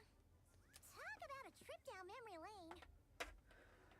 Feels like we were here just yesterday. So, we're supposed to find the seeds of the story, right? What do you think that means? Well, we're in a library, so it's gotta be books, right? But seriously, there's so many here. How are we supposed to know which ones we need? Making a racket in a library? You should know better than that. Lisa! Oh, sorry about that. Now, who do we have here? Ah, my golden-haired cutie. And my little horn cutie, too. Sorry, Miss Lisa. I know you taught me to be quiet in the library, but Paimon was just trying to help. Please don't be too hard on her. Well, it has been far too long since we saw each other, so I suppose I can let it slide just this once. So Lisa's been monitoring. Wow, Monitoring you. Jeez. So I stepped in to lend a hand. I figured if I can handle a boy raised by wolves, then teaching one who's part dragon should be a walk in the park. Nice! Sounds like Durin was welcomed with open arms. Why, of course. Now, let's save the reminiscing for another time. I'm sure you're here for a reason. Did you need to borrow some books? It's kind of hard to explain. Maybe you could take a look at this. Oh?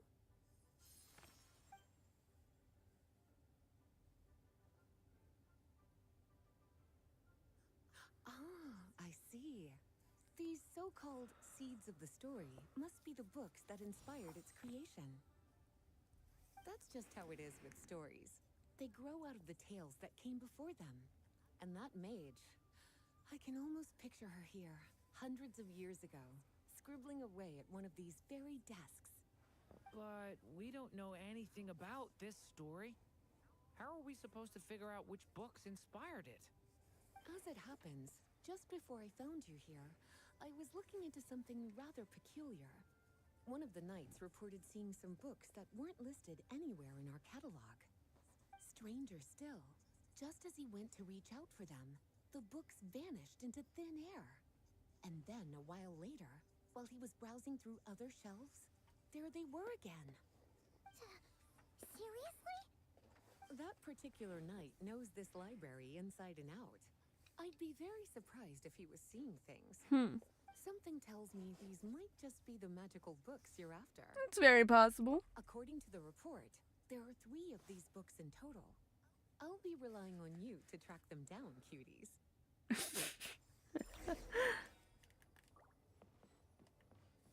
Kinda looks like a poem. Let's see what Lisa...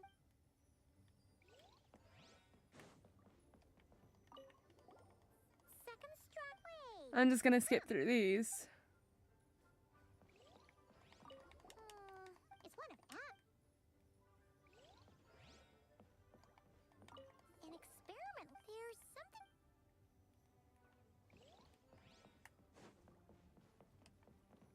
Oh, wait! We better show it to Lisa.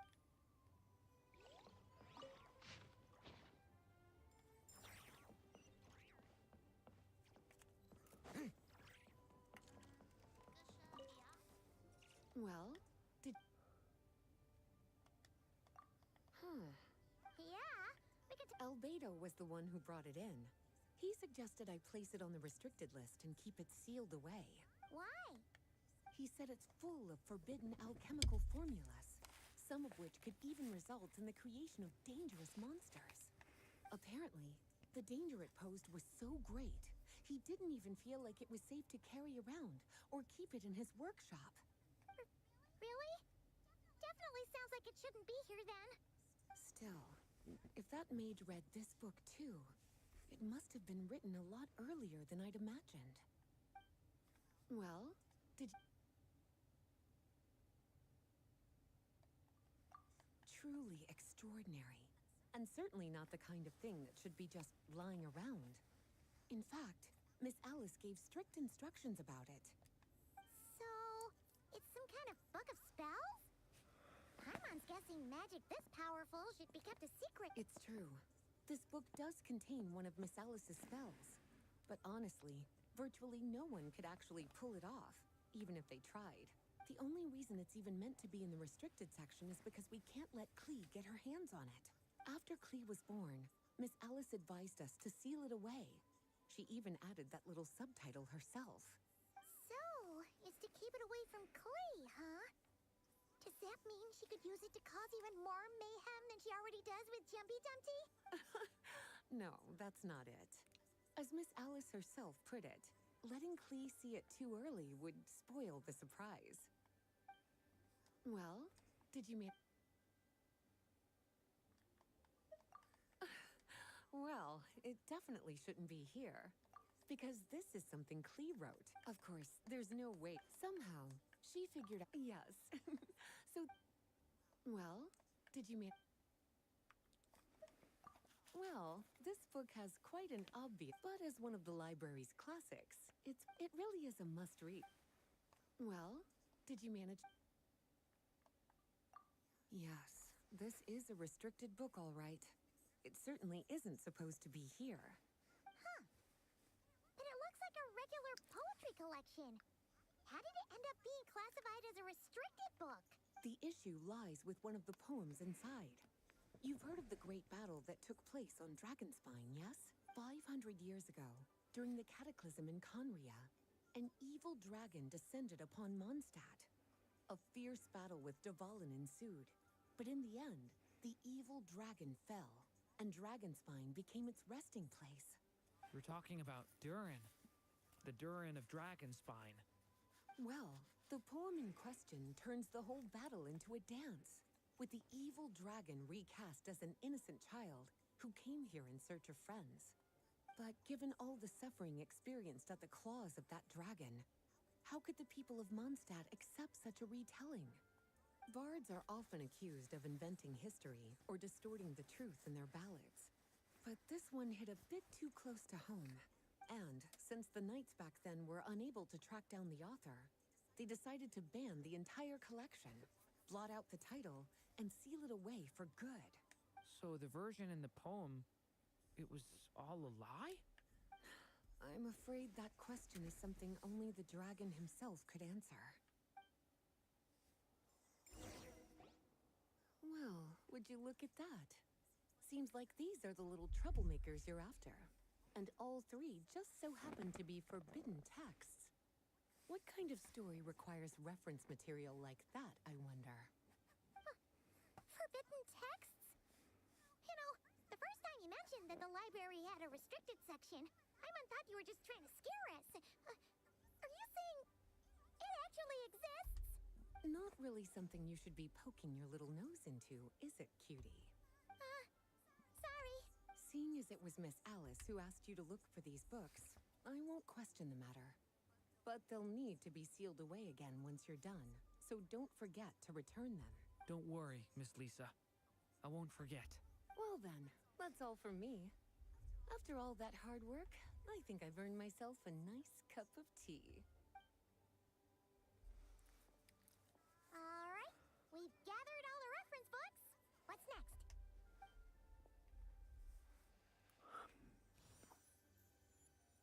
Wait, look!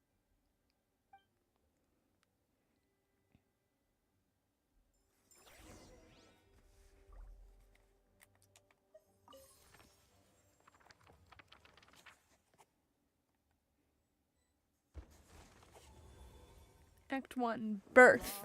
Long ago, an evil dragon descended upon the human world, bringing terrible calamity in its wake. Bravely did the people resist, until at last, the dragon lay slain. Later, a witch with a love for stories came upon the tale of the evil dragon, and for reasons she could not explain, felt a pang of sorrow on its behalf. For she knew, despite its body being born of wicked alchemy, all along, the dragon's soul was that of an innocent child. Right up to the moment of its death, it had no choice in becoming a vessel of calamity, nor could it fathom the cruel fate that lay before it. Though the witch had a love of stories, she was not pleased with how this one ended. No, that won't do, she thought. I'll write you a better ending instead. And so she set off to do just that, borrowing a little magic from her friend. With it, she wove a dragon's egg, resolving to rear a dragon child of her own. Yet long in thought she lingered, wondering what kind of world her little dragon ought to behold upon waking.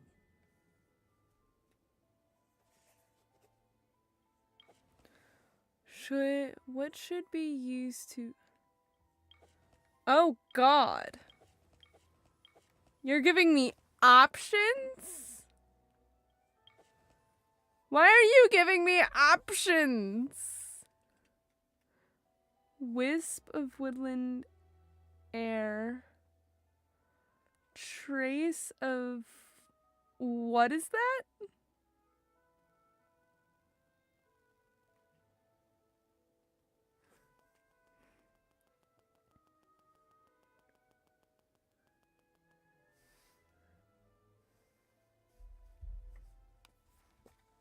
Oh goodness.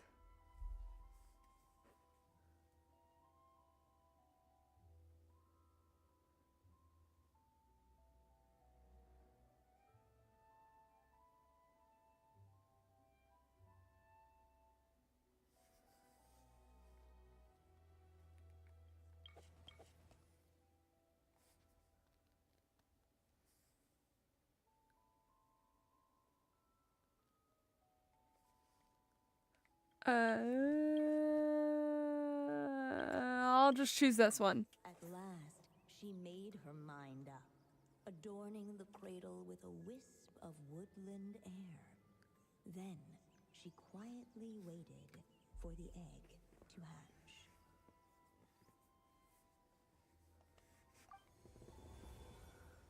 Whoa!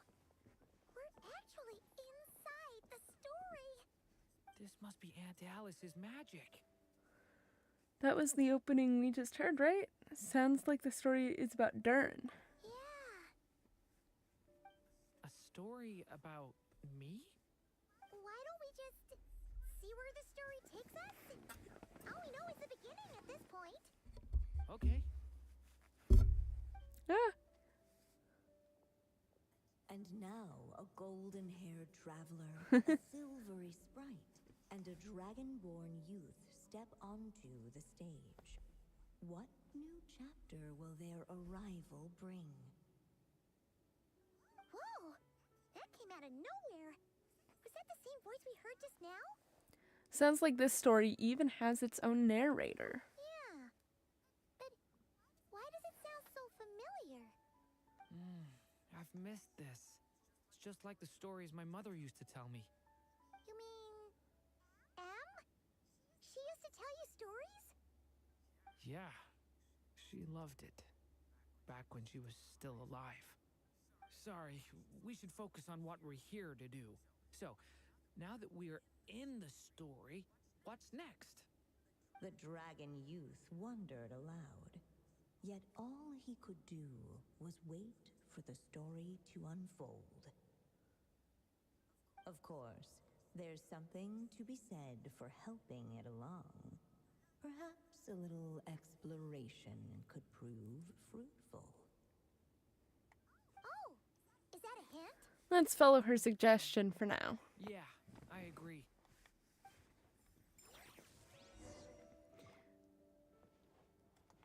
I believe that's M. This Dodoko doll is meant to be the witch in the story, right? Wait a second. All the people we've seen that look like that turned out to be mages from the Hexen Circle. Do you think the witch in this story is one of them too? My mother had a hat just like this. Then, the witch must be M.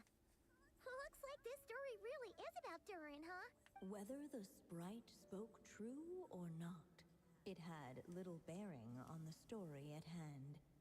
For in that moment, what mattered most was not that she was a witch, but a mother waiting for her child to hatch. Let's keep looking.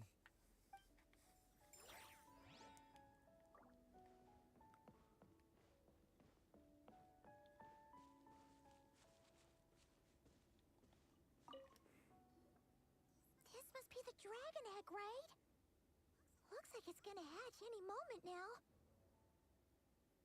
So we've got a dragon egg about to hatch, a witch who loves stories, and that evil dragon we heard about at the beginning. Yep, it all adds up. This is my story, isn't it? Sure looks like it. Okay, so how are we supposed to help the story along? It feels like all we can do right now is wait. Apparently, it hadn't dawned on the group to look for a way to help the egg hatch faster. Oh, right! We're at the point in the story where we're waiting for the baby dragon to hatch. So that has to happen before the story can continue. And how do we do that? With the flames at his command, perhaps the dragon youth might be able to provide the egg with sufficient warmth. What? You want us to roast the dragon egg? The silvery sprite's surprise betrayed her lack of reading. For in countless tales, it is told that only by fire's embrace will a dragon's egg hatch swiftly. Huh, you kinda have a point there. Want to give it a try, Durin? Okay, I'll see what I can do.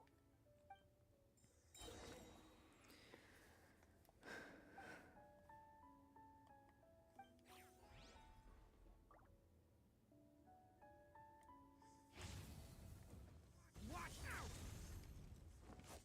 Gah!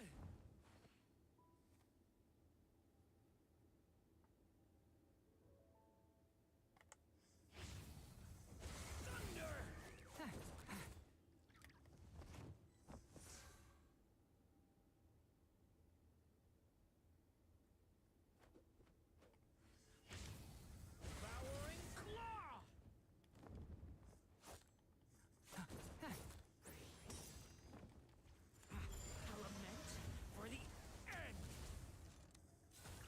day, both the golden-haired traveler and the dragon youth were eagerly awaiting the little dragon's birth, though perhaps their longing burned a little too brightly.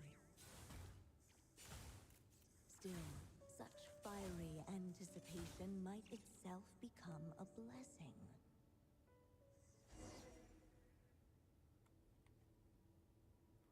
At last, under the witch's expectant gaze, the little dragon broke Mini free Durin. from its shell.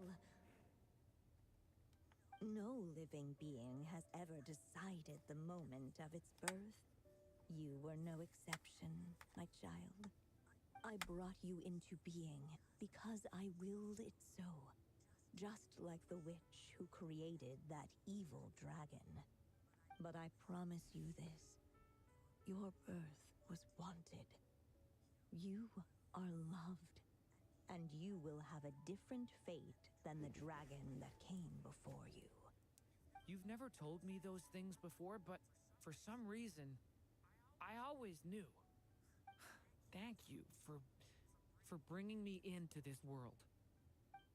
Aww. Okay, that's kind of sweet.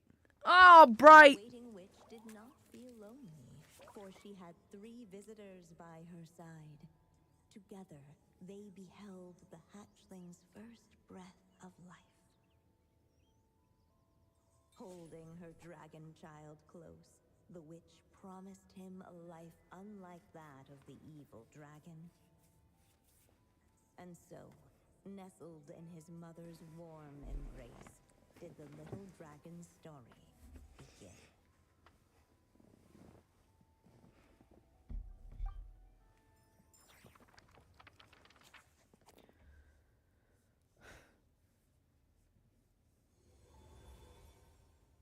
Wait, isn't this Mondstadt? Looks like we're back in the real world. Looks like there's more written on the page now and less ink left than before. So, does that mean we've completed this chapter? So it is Durin's story after all, or at least a window into his past. Yeah, but why does M seem to think that the story isn't finished yet? Durin broke free from the curse, came into this world with a new body, and even made a bunch of new friends. That already sounds like a happy ending to Paimon. Maybe there'll be some clues in the following chapters. True. Everything's always so mysterious with these mages. Guess all we can do is wait for more clues. Huh.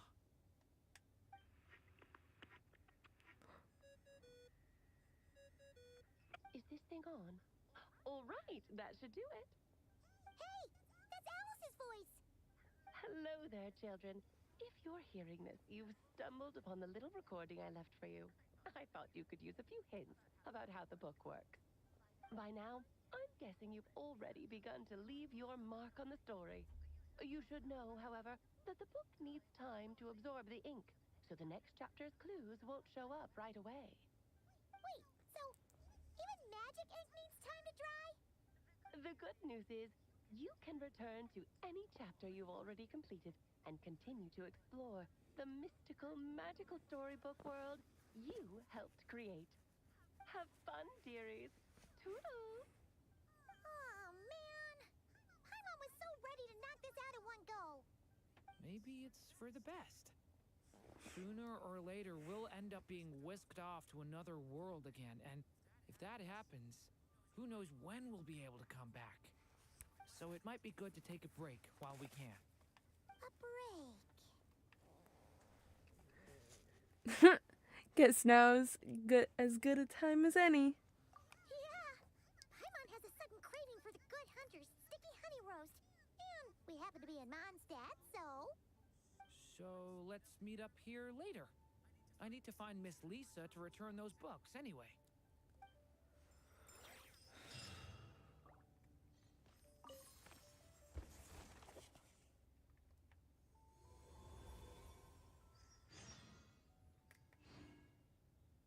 In 1 hour. Because that's when I'm assuming the server resets. Holy moly.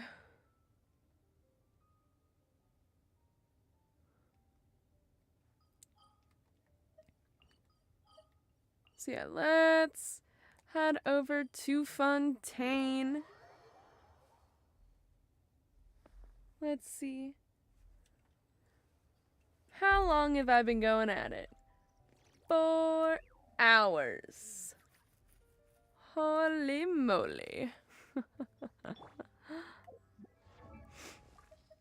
I will probably do the talent stuff off screen, the witch's homework, whatnot.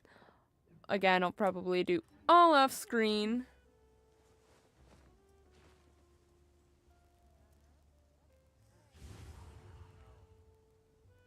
He's so adorable. Anyways. We also get some achievements. I'll wait to collect those. Alright.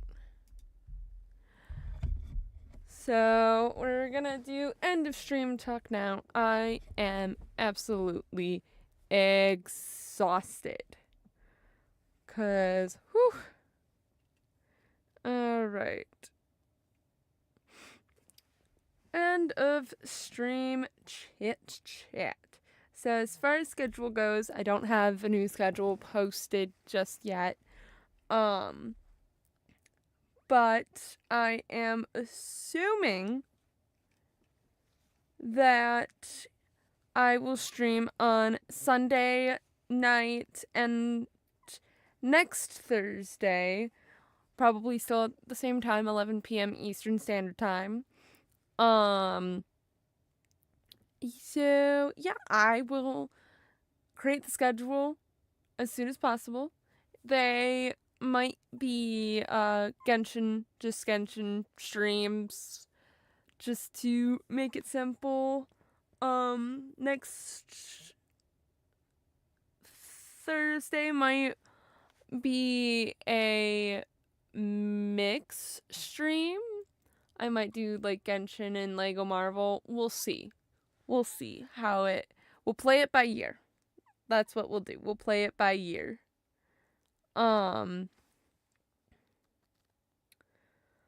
Other than that, I will quickly go over the links I have in my description and whatnot. So, first one up, if you go to my YouTube channel itself, go to the description of my channel. There are the links that I'm going to go over. First one is Character Hub. So if you're interested about me, myself, and I, Zeno, and you want to learn more, you want to learn what Nocterran is, what a Nocton is, more about my home planet, go right over there through the page I have created. It will explain into detail about me. It will still be updated over the course of time, obviously. Then moving on to the next link, I have a link to a casting call club project. Basically, I'm trying to create a game. So if you're interested, if you want to be a voice actor, artist, animator, musician, you want to help code the game, which I really need, go give it a look, see if you're interested.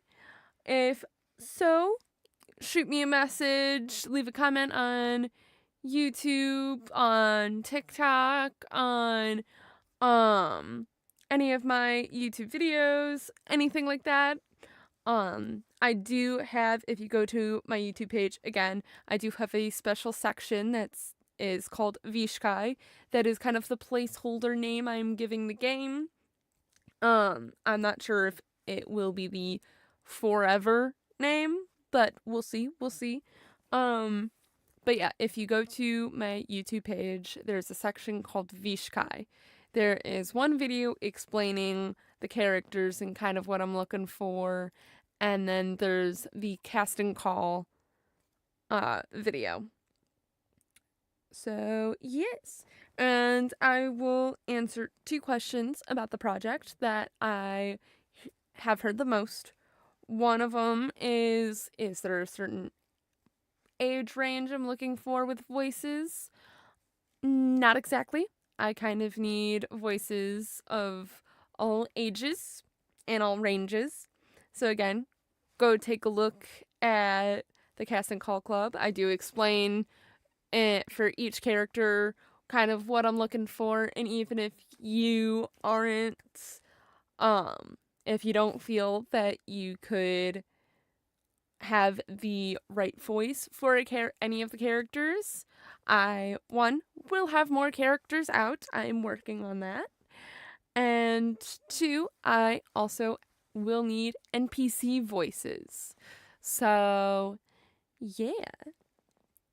Even if you're not interested in actually working on the project, you can leave suggestions. Again, not again, but I will be very, very open to suggestions.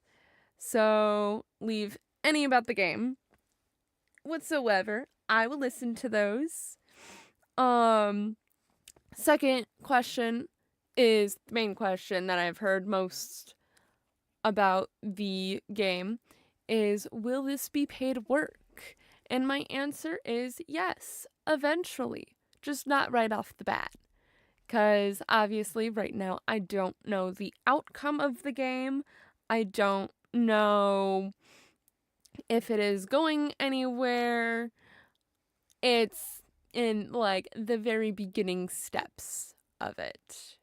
I still need a lot of people. I'm still like brainstorming.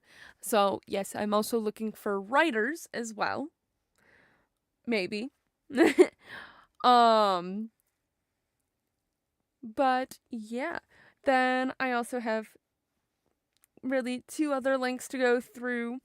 There are 2 links to my Discord servers. One for my main Discord server, where I update when I post videos, I update my schedule, and I am mostly active through my Discord. I am active on YouTube as well, but yes, I am active. I am online. The other Discord server is for all things Vishkai. So, like I said, if you do have suggestions or you want to keep following up with the game, you can always follow that Discord server and keep an eye on things. Then, also backtracking just a little bit back to the Character Hub site. Also on Character Hub, I have added some of the Vishkai to my page and whatnot. And again, they'll be updated. More will be added over time. So, yippee. But then, last but not least, if you have any suggestions on videos or streams, games, whatever that I should do, let me know. I like to hear these things. Especially I need more video ideas. I have one and I haven't done it because, well, December's a busy month for me. But I'll still need the suggestions. So please leave some. Please. Then, yeah. Again, I will post the new schedule out probably right after this, unless I just completely pass out and go to sleep. I will stream again, most likely Sunday night, 11 p.m. Eastern Standard Time, and next Thursday, the 11th, at the same time. So, yeah. And like I said, they might both be Genshin streams. The Thursday one might be a mixture between a couple different things. We'll see. But yeah, because I know I need to finish Lego Marvel Superheroes. I need to finish that badly. We're at like 60 something %. So yeah. Well, I've been yawning for the past probably hour or two, so I'm gonna go get some rest. I hope everyone gets some rest here as well. So whether you are joining in the future, you are still here, or you were watching stream and you're joining again in the past, I hope you enjoyed, and I hope everyone has a good day, night, evening, or whatever. And I will see you guys in the next one. Bye-bye!